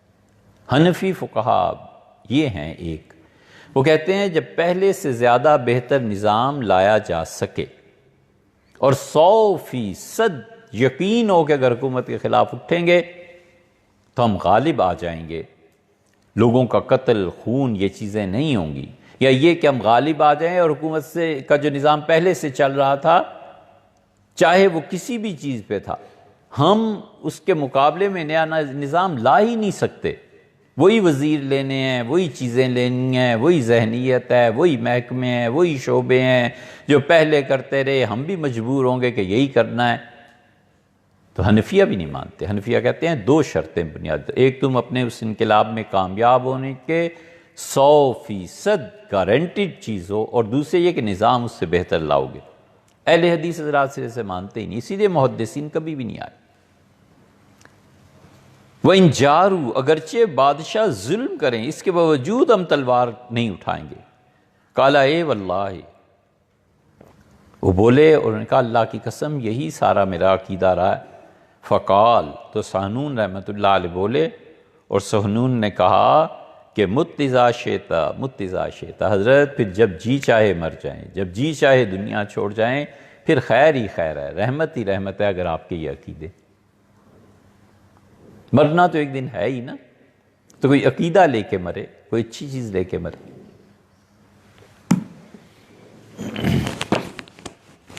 کھانا نماز کے